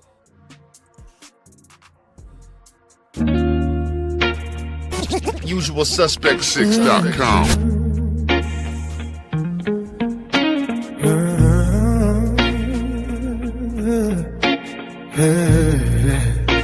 Yeah. The good doctor, KG, white coat over all black. Prescription for the truth, they allergic to the contact. Cadillac, red beltway, smoke in a dialogue. Chrome voice, street sermon, drag sparks through the catalog. I fell AKA Dana Black. Calm mind in the madness, turn the circus to a classic. Make the chaos look practice. Stay ready, mag, what go down with the room still. Wide as a lock safe, heavy as a truth pill. 503 line, Houston hunger in the bloodline. One clip, crack the code, now the timeline doing drug lines. You at 6'5", finger fold, now the fifth speak fluent. Make pain sound rich, turn pressure into movement. Boxing full of false gods, selling dreams to believers. We pull facts from the mud, wash the dirt off the receipts up. They tried to box us in, starving for attention. Now we move off grid, that's US6 comprehension.